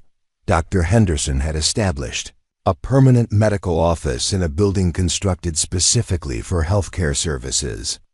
Most remarkably, the territorial government had taken notice of their community development efforts and assigned an official postal designation, Morrison Creek, Montana Territory. But success had created complications the Whitman sisters hadn't anticipated. "Eleanor," Beatrice called from inside the house where she was reviewing applications from prospective settlers, "we need to discuss the Patterson family situation." Eleanor stepped inside, noting the stress lines around her sister's eyes that had appeared as their administrative responsibilities expanded. Managing community development for nearly 60 families was proving more complex than organizing domestic operations for 43 ranch hands. "What's the problem with the Pattersons?" Beatrice held up a letter written in careful script. "They're requesting permission to establish a saloon and gambling hall. They have experience in such enterprises and believe Morrison Creek could support commercial entertainment facilities." Eleanor felt her stomach tighten. The type of business establishment the Pattersons proposed could attract exactly the kind of population they were trying to avoid: transient workers, professional gamblers, and men whose primary interests lay in activities that were incompatible with family-centered community development. What does Morrison think? That's the complication. Morrison sees potential tax revenue and increased commerce. He believes controlled entertainment facilities could actually stabilize the community by providing acceptable outlets for recreation. Violet looked up from the correspondence she'd been organizing for the school's opening ceremony. "What do the other families think?" Mixed reactions. The Brennans oppose it completely. The Hendersons are neutral if proper controls are established. The Williamson family actually supports it, believing their teenage sons need wholesome recreation options. Eleanor walked to the window, looking out at the bustling activity that characterized their growing community. Children played in the street while their mothers hung laundry and visited with neighbors. Men worked on construction projects or tended to livestock in an atmosphere of cooperation and shared purpose. The scene represented everything they'd aid, hoped to achieve, and everything that could be threatened by the wrong kind of development decisions. "We need to think carefully about precedents," she said finally. "Whatever we decide about the Patterson proposal will influence future business development requests." Before her sisters could respond, a commotion outside drew their attention. A fancy carriage was approaching the community center, pulled by matching horses and driven by a uniformed coachman. Such elegant transportation was rare in frontier territory and indicated visitors of significant importance. Morrison appeared from the direction of the main ranch building and walked toward the approaching carriage with obvious curiosity. Eleanor and her sisters stepped onto the porch to observe the arrival, wondering what kind of business brought such distinguished visitors to their remote community. The carriage door opened to reveal a well-dressed woman in her 40s, followed by a younger woman who appeared to be her daughter. Both wore clothing that spoke of Eastern sophistication and substantial wealth. A third passenger emerged, a middle-aged man whose bearing suggested professional authority. "Mrs. Morrison?" the older woman inquired, addressing Eleanor with polite uncertainty. "I'm Eleanor Whitman," Eleanor replied, automatically stepping forward to serve as community representative. "How may we help you?" The woman's expression showed surprise and slight confusion. "I'm Margaret Fairchild from Denver. This is my daughter Catherine and our attorney, Mr. Stevens. We're here to discuss a business proposition with the community leadership." Eleanor felt a chill of premonition. Unexpected visits from wealthy outsiders usually meant either opportunity or trouble, and distinguishing between the two required careful assessment. "Please come inside," she offered, gesturing toward their parlor. "We can discuss your business comfortably." As the visitors settled into their parlor, Eleanor noticed the way they examined their surroundings with appraising eyes. Margaret Fairchild took in the modest but comfortable furnishings, the evidence of community planning documents scattered across tables, and the atmosphere of purposeful organization. "Miss Whitman," Margaret began, "we've been hearing remarkable reports about the community development taking place here. My business interests include land speculation and commercial development throughout the territory." Eleanor felt her caution increasing. Land speculation often meant outside investors attempting to profit from other people's work without contributing to actual community development. "What kind of business proposition are you considering?" she asked carefully. Mr. Stevens, the attorney, withdrew a folder of documents from his leather case. "Mrs. Fairchild is prepared to invest substantial capital in accelerating the commercial development of Morrison Creek. Hotels, shops, entertainment facilities, transportation services, all the amenities necessary for a proper frontier town." Beatrice leaned forward with interest. What would Mrs. Fairchild expect in return for such investment? Margaret Fairchild smiled with the confidence of someone accustomed to successful negotiations. "Partnership shares in future property development, plus management authority over commercial enterprises. We'd essentially be buying into the community's growth potential." Eleanor exchanged glances with her sisters, recognizing both opportunity and danger in the proposal. Accelerated development could attract the railroad investment they needed, but outside control could change the character of the community they'd worked so hard to establish. "What specific developments are you proposing?" Violet asked Catherine. Fairchild spoke for the first time, her voice carrying the authority of someone well-educated in business matters.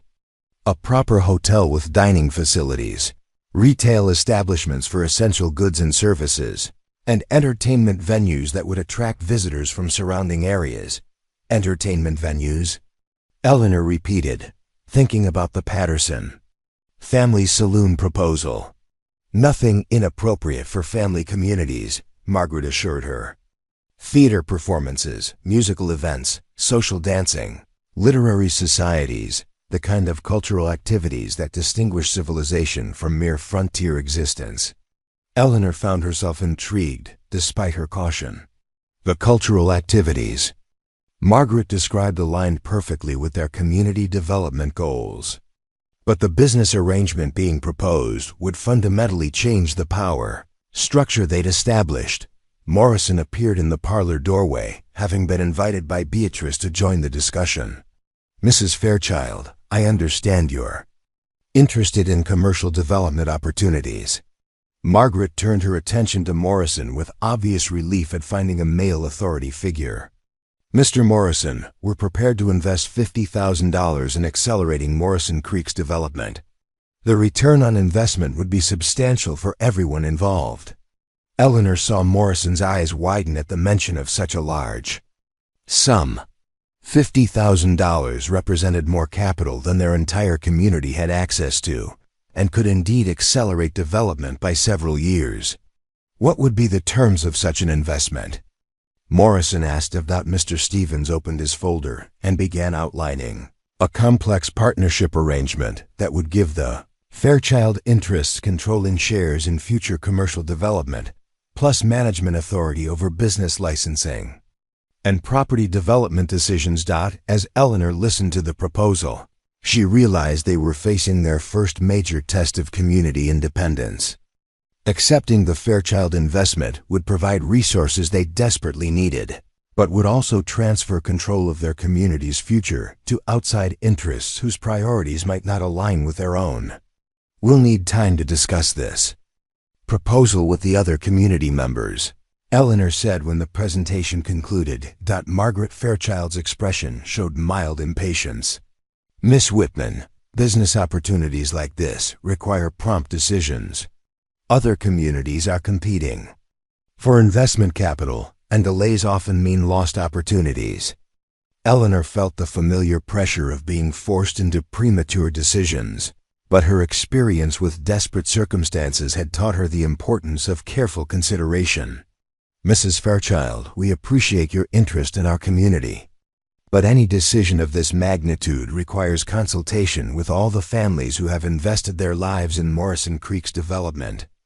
After the Fairchild party departed for their overnight accommodations at the new boarding house, Eleanor and her sisters gathered with Morrison to discuss the implications of the investment proposal. $50,000 would transform everything, Morrison said, his excitement obvious. "We could build proper commercial facilities, improve housing, and create the kind of infrastructure that would guarantee railroad development." Beatrice studied the proposal documents with her practical eye for detail. "The financial benefits are real, but the control arrangements concern me. We'd be surrendering authority over business development to people who don't live here and haven't contributed to building what we already have." Violet looked thoughtful. "What about the cultural activities Catherine mentioned? Theater, music, literary societies, those could really enhance community life." Eleanor felt torn between practical benefits and philosophical concerns. "The question is whether we can achieve necessary development without sacrificing community autonomy." That evening, they convened a town meeting in the partially completed school building to discuss the Fairchild proposal with all the settled families. The gathering represented the first formal community decision-making process since Morrison Creek's establishment, and Eleanor realized they were setting precedents for future democratic governance. Thomas Brennan served as unofficial moderator, his railroad surveying experience having given him skills in managing complex group discussions. The families arranged themselves on makeshift benches while oil lamps provided adequate lighting for serious conversation. "We're here to discuss an investment proposal that could significantly accelerate our community development," Eleanor began, outlining the Fairchild offer and its implications. The discussion that followed revealed the complexity of community decision-making when individual interests didn't always align with collective benefits. Some families supported accepting the investment, believing accelerated development would improve their long-term prospects. Others opposed outside control, preferring slower growth. Under local management. Dr. Henderson raised concerns about maintaining the community's family-centered character. I've seen frontier towns transform overnight from wholesome communities to rowdy, commercial centers that drive away the very families that made them attractive. Martha Brennan supported cultural development, but worried about business control. Educational and artistic activities would benefit our children enormously.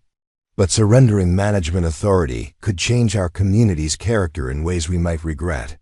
The Williamson family, newer arrivals who were still establishing themselves economically, favored immediate development benefits. Our priority should be creating employment opportunities and commercial services. Community character matters less than community prosperity. Eleanor found herself serving as mediator between competing viewpoints, trying to identify solutions that could satisfy multiple concerns. What if we negotiated modified terms that provided investment capital without surrendering community control? Morrison leaned forward with interest. What kind of modifications? Limited partnership arrangements that fund specific projects without transferring general management authority. Outside investment in exchange for defined returns rather than ongoing control. Thomas Brennan nodded approvingly. Investment partnerships rather than management takeovers. The railroad companies use similar arrangements when funding development in areas where they want influence, but not responsibility. The discussion continued past midnight, with families gradually reaching consensus around the modified partnership concept.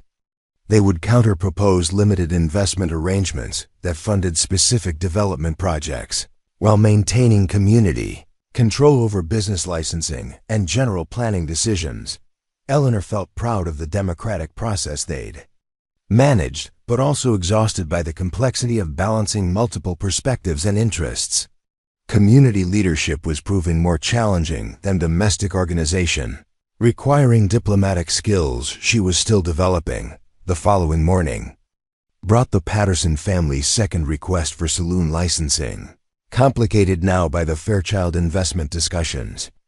Eleanor realized that their response to both situations would establish precedents for future business development and community character. "We need a comprehensive approach to commercial development," she told her sisters as they prepared for another meeting with the Fairchild representatives. Not just reactive responses to individual proposals, but proactive planning that guides growth according to our community values. Beatrice had been working on exactly such a plan, combining her organizational skills with input from various families. "I've been thinking about zoning arrangements, designated areas for different types of businesses, with appropriate controls to maintain community character." Violet added her educational perspective and requirements that new businesses contribute to community services, employment training for local residents, support for schools and medical facilities, participation in cultural activities. Eleanor felt the solution taking shape. Business development that strengthens the community rather than just exploiting it. When they met with Margaret Fairchild that afternoon, Eleanor presented their counter-proposal with confidence born of community consultation and careful planning. They would welcome investment in specific projects: hotel construction, retail development, cultural facilities, but under partnership arrangements that maintained local control over business standards and community planning. Margaret's initial reaction was skeptical. "Miss Whitman, you're asking us to invest capital without receiving corresponding management authority. That's not how successful business development typically operates." Eleanor met her gaze steadily. "Mrs. Fairchild, what we're offering is investment in a community that's already proven its ability to attract families and create sustainable growth. Your capital would accelerate that growth, but under management that's already demonstrated success." Catherine Fairchild had been studying the community planning documents during their discussion. "Mother, look at what they've accomplished in just 6 months. Population growth, infrastructure development, territorial recognition, all without outside investment. Their management approach is clearly effective." Mr. Stevens examined the counter-proposal documents carefully. The financial projections are conservative, but realistic. Limited partnership. Arrangements would still provide substantial returns if community development continues at current rates. Eleanor held her breath as Margaret Fairchild considered their proposal. The decision would determine whether Morrison Creek maintained its character as a community-controlled development or became another investor-controlled frontier town. "We'll accept your counter-proposal," Margaret said finally, "on the condition that we're consulted on all major development decisions and that our investment is protected by appropriate guarantees." Eleanor felt relief flooding through her. They'd achieved the capital investment they needed while maintaining community autonomy. But more importantly, they'd established democratic decision-making processes that would serve Morrison Creek for years to come.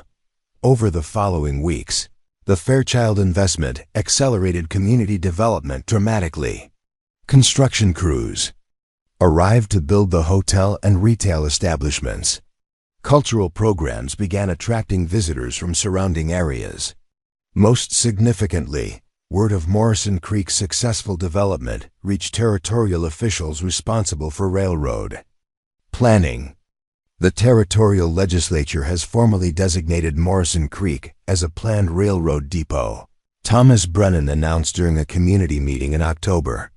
Construction is scheduled to begin next spring, with completion expected within 18 months. Eleanor felt tears of joy as she realized their impossible dream had become reality. The desperate young women who had shared one dress between them had helped create a thriving community that would benefit hundreds of families for generations to come. But success brought new responsibilities and challenges. Railroad development would accelerate population growth and commercial activity beyond anything they'd previously managed. The community they'd built for 60 families would need to accommodate hundreds, while maintaining the character and values that had made it attractive. "We're going to need a formal town government," Morrison observed. "Official positions with defined responsibilities rather than informal leadership arrangements." Eleanor looked around the meeting hall filled with families who had trusted her sisters and herself to guide community development. The work they'd begun as domestic employees had evolved into something none of them could have imagined. "Then we'll need elections," she said. "Democratic selection of leaders who will represent everyone's interests as Morrison Creek grows into a proper town." As autumn progressed toward winter, Eleanor reflected on the extraordinary transformation that had occurred since they'd accepted Morrison's offer. They'd evolved from desperate poverty to community leadership, from sharing one dress to owning wardrobes that reflected their professional success, from surviving day to day to planning for generational impact. The blue dress seemed like a relic from another lifetime, though Eleanor kept it carefully preserved as a reminder of how far they'd traveled. Sometimes she showed it to newly arrived families facing their own desperate circumstances, explaining that determination and mutual support could overcome any obstacle. But the most remarkable transformation wasn't in their material circumstances. It was in their understanding of what was possible when people worked together toward shared goals. The community they'd helped build represented more than just successful development. It represented proof that cooperation could triumph over competition, that planning could overcome chaos, and that ordinary people could achieve extraordinary things when they combined individual strengths with collective purpose. Eleanor fell asleep that night planning election procedures, railroad depot construction, and educational expansion that would serve Morrison Creek's growing population. Her dreams were filled with images of a thriving town where children who had never known poverty played safely in well-designed streets, while their parents pursued meaningful work in an atmosphere of mutual respect and shared prosperity. The transformation was far from complete, but the foundation was unshakable and growing stronger every day. 1 year later, Eleanor Whitman Morrison stood at the window of her new office in the Morrison Creek Town Hall, watching the morning train pull into the depot that had transformed their small community into a bustling frontier town. The locomotive's whistle echoed across the valley, announcing the arrival of another group of settlers drawn by reports of prosperity and opportunity in Montana, Territory's newest incorporated municipality. The changes were breathtaking. What had begun as a remote ranch with 43 employees had grown into a thriving town of over 300 residents, complete with paved streets, electric lighting, and all the amenities of modern civilization. The railroad depot anchored a commercial district that included 2 hotels, a bank, 3 general stores, a newspaper office, and the cultural center that hosted traveling theater companies and musical performances. But the most remarkable transformation wasn't visible in the buildings or infrastructure. It was in the lives of the people who had built Morrison Creek from nothing into something extraordinary. Eleanor adjusted the wedding ring that had joined her original signet ring just 3 months earlier, when she and William Morrison had finally formalized the partnership that had begun with a desperate employment offer and evolved into genuine love and shared vision. Their wedding had been the social event of the year, attended by territorial officials, railroad executives, and families from across Montana who had heard about the remarkable community they'd created together. The marriage represented more than personal happiness. It symbolized the complete transformation of 3 sisters who had once shared a single dress because they couldn't afford individual clothing. Eleanor Morrison was now the elected mayor of Morrison Creek, a position she'd won by unanimous vote from citizens who recognized her leadership in building their community from the ground up. A knock at her office door interrupted her reflections. "Come in," she called, turning from the window to greet her visitor. Beatrice entered, carrying a folder of documents and wearing the confident expression of someone comfortable with authority and responsibility. She'd been elected as Morrison Creek's first town clerk, responsible for records management, business licensing, and administrative coordination. Her marriage to Thomas Brennan had surprised no one. Their shared interest in systematic planning and community development had drawn them together naturally. "Eleanor, we have the final population figures from the census," Beatrice announced, settling into the chair across from Eleanor's desk. 312 residents, with 47 families permanently settled and 15 businesses operating with full licenses. Eleanor felt a surge of pride and amazement. The desperate young women who had accepted Morrison's offer 18 months earlier had helped create a community that exceeded everyone's most optimistic projections. And the territorial recognition paperwork? Completed and submitted. Governor Hartwell has indicated that Morrison Creek will receive full municipal status within 60 days, making us the youngest incorporated town in Montana Territory. Eleanor savored the irony that their success would be officially recognized by a governor who shared her former surname, though Governor Hartwell was no relation to the desperate Victoria Hartwell who had once answered William Morrison's advertisement for domestic help. What about the education statistics for the territorial report? Beatrice consulted her papers with obvious satisfaction. 93 children are currently enrolled in our school system, with literacy rates exceeding territorial averages by 40%. Violet's educational programs are being studied as models for rural community development throughout the West. Eleanor nodded with sisterly pride. Violet had found her calling as Morrison Creek's Director of Education and Cultural Affairs, a position that allowed her to combine her natural optimism with systematic approaches to childhood development and community enrichment. Her marriage to Dr. Henderson had created a partnership that addressed both the educational and medical needs of their growing population. Speaking of Violet, is she ready for this afternoon's ceremony? Excited beyond words. The dedication of the Morrison Creek Academy represents everything she's worked toward since we arrived here. Eleanor smiled, thinking about the elaborate school complex that would be dedicated that afternoon. The facility included classrooms for children of all ages, A library with over 1,000 volumes, science laboratories, and workshops for practical skills training. Most remarkably, it offered educational opportunities to both boys and girls, preparing them for futures that might include college education or professional careers. The academy represented more than just educational advancement. It symbolized their community's commitment to preparing the next generation for opportunities that hadn't existed when the Whitman sisters were growing up in poverty and desperation. Another knock interrupted their conversation. This time, Violet entered with her characteristic energy and enthusiasm, though her demeanor now carried the authority of someone who had successfully implemented ambitious educational programs. "Sisters," she announced dramatically, "I have news that will astound you both." Eleanor and Beatrice exchanged amused glances.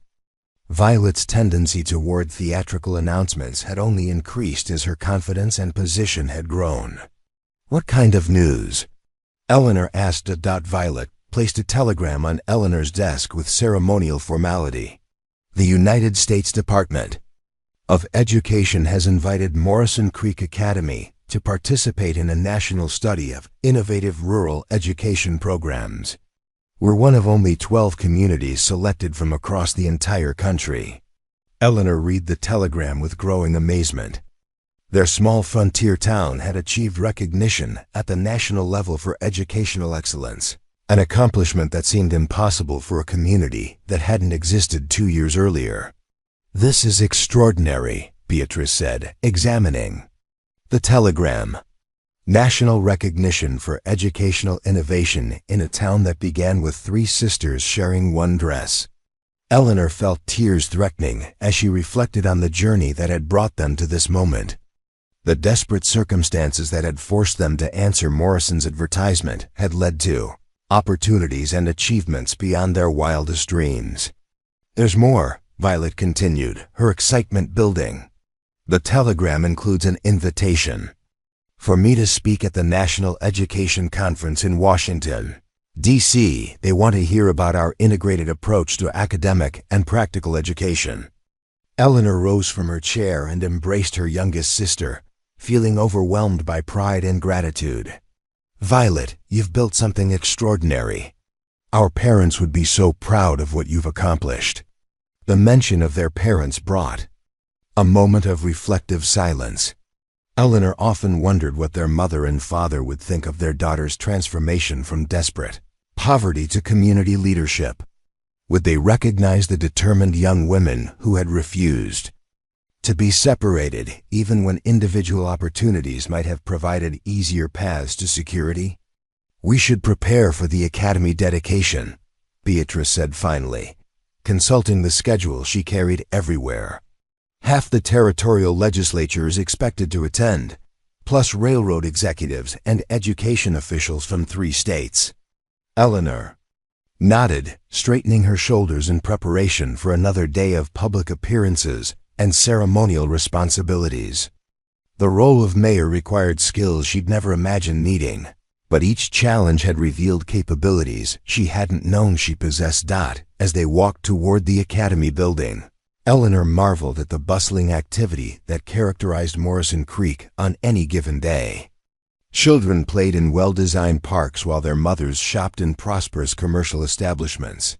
Men worked at various enterprises, railroad maintenance, lumber processing, agricultural equipment manufacturing, and dozens of smaller businesses that served the growing population. Most remarkably, the community maintained the cooperative spirit and family-centered values they'd established during its founding. Growth hadn't corrupted the principles that had guided their development, but had instead provided more opportunities for people to build meaningful lives. The academy dedication ceremony exceeded everyone's expectations. Governor Hartwell delivered the keynote address, praising Morrison Creek as an example of what could be achieved when communities combined individual initiative with cooperative planning. Railroad executives spoke about the economic benefits of investing in education and infrastructure. Most meaningfully, parents shared stories about opportunities their children would have that hadn't been available to previous generations. But The most powerful moment came when Violet invited Eleanor to address the audience about the community's founding and development. Eleanor had been dreading this moment, uncomfortable with public speaking and uncertain about how much of their personal story to reveal. Standing before the assembled crowd, Eleanor looked out at faces representing dozens of families who had found prosperity and security in the community she and her sisters had helped build. She saw children who would grow up assuming that education, medical care, and economic opportunity were normal parts of life rather than impossible luxuries. 2 years ago, she began, her voice growing stronger with each word, 3 sisters arrived in this valley with one dress between them and no prospects beyond basic survival. We had lost our parents, our home, and our hope that the future could be better than the past. A murmur of sympathy rippled through the audience, many of whom had arrived in Morrison Creek facing their own desperate circumstances. William Morrison offered us employment and the chance to build something meaningful together. But what we discovered was that building a community requires more than just individual effort. It requires the willingness to believe that cooperation can achieve what competition never could. Eleanor gestured toward the academy building and the thriving town beyond. Everything you see here exists because people chose to work together rather than merely work for themselves. Because families decided to invest in collective prosperity rather than just individual advancement. She paused, looking directly at her sisters and seeing the same amazement in their faces that she felt in her own heart. The shared dress that symbolized our poverty taught us that we could survive anything as long as we stayed together and maintained our dignity. Building Morrison Creek taught us that survival isn't enough, that ordinary people can create extraordinary things when they combine their individual strengths with unwavering mutual support. The applause that followed was warm and sustained, but Eleanor barely heard it. She was thinking about the blue dress, carefully preserved in her wardrobe at home, kept as a reminder of how far they'd traveled and how much was possible when people refused to accept limitations imposed by circumstances. That evening, the 3 Morrison sisters, Eleanor Morrison, Beatrice Brennan, and Violet Henderson gathered in Eleanor's parlor for their weekly family dinner, a tradition they'd maintained. Despite their busy schedules and growing responsibilities, "I still can't believe the railroad executives were taking notes during your speech," Violet said to Eleanor as they relaxed after dinner. "They're planning to use Morrison Creek as a model for community development along their other routes." Beatrice smiled with satisfaction, "Which means dozens of other communities might benefit from the organizational systems we developed here." Eleanor felt a deep sense of completion as she looked at her sisters and reflected on their journey. They'd achieved security, meaningful work, loving marriages, and the satisfaction of building something that would benefit people for generations. But most importantly, they'd done it together, supporting each other through every challenge and sharing every success. "Do you ever miss the simplicity of our early days here?" Eleanor asked. "When our biggest concern was organizing breakfast service for 43 ranch hands." "Sometimes," Beatrice admitted. "But then I remember how it felt to worry about having enough food for the next day, and I realized that complex problems are better than desperate ones." Violet laughed, the sound filled with genuine joy. "I don't miss the shared dress, but I'm grateful for what it taught us about relying on each other." Eleanor rose and walked to her desk, where she withdrew a letter that had arrived that morning. "I've been saving this for tonight," she said, returning to her chair. "It's from Mrs. Patterson in Cedar Creek." Her sisters leaned forward with interest. Mrs. Patterson had been their landlady at the boarding house, where they'd lived during their most desperate period. "She writes that the boarding house is closing because there's no longer demand for that type of accommodation in Cedar Creek. The town has prospered enough that families can afford their own housing." Eleanor continued reading. "But she also says that 3 young women recently arrived in town, sisters whose family died in a cholera outbreak. They have no money, no prospects, and they're sharing the only decent dress they own between them. Beatrice's expression grew thoughtful. What does she want from us? Advice about employment opportunities and community development.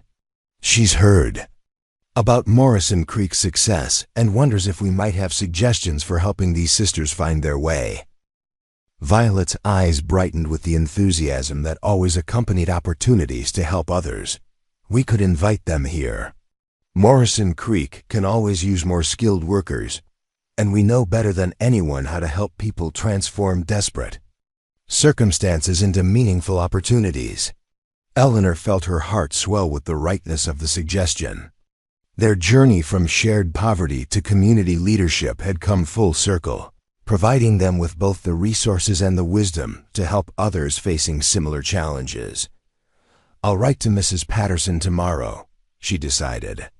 We'll offer these sisters the same kind of opportunity William offered us: employment, housing, and the chance to build something meaningful with their lives.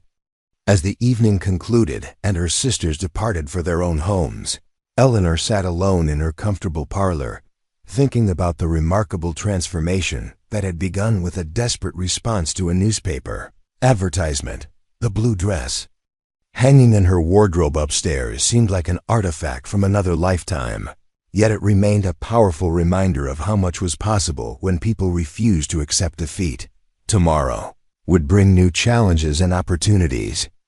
The National Education Conference would require preparation and travel. Community growth would need careful management to preserve the values that had made Morrison Creek attractive.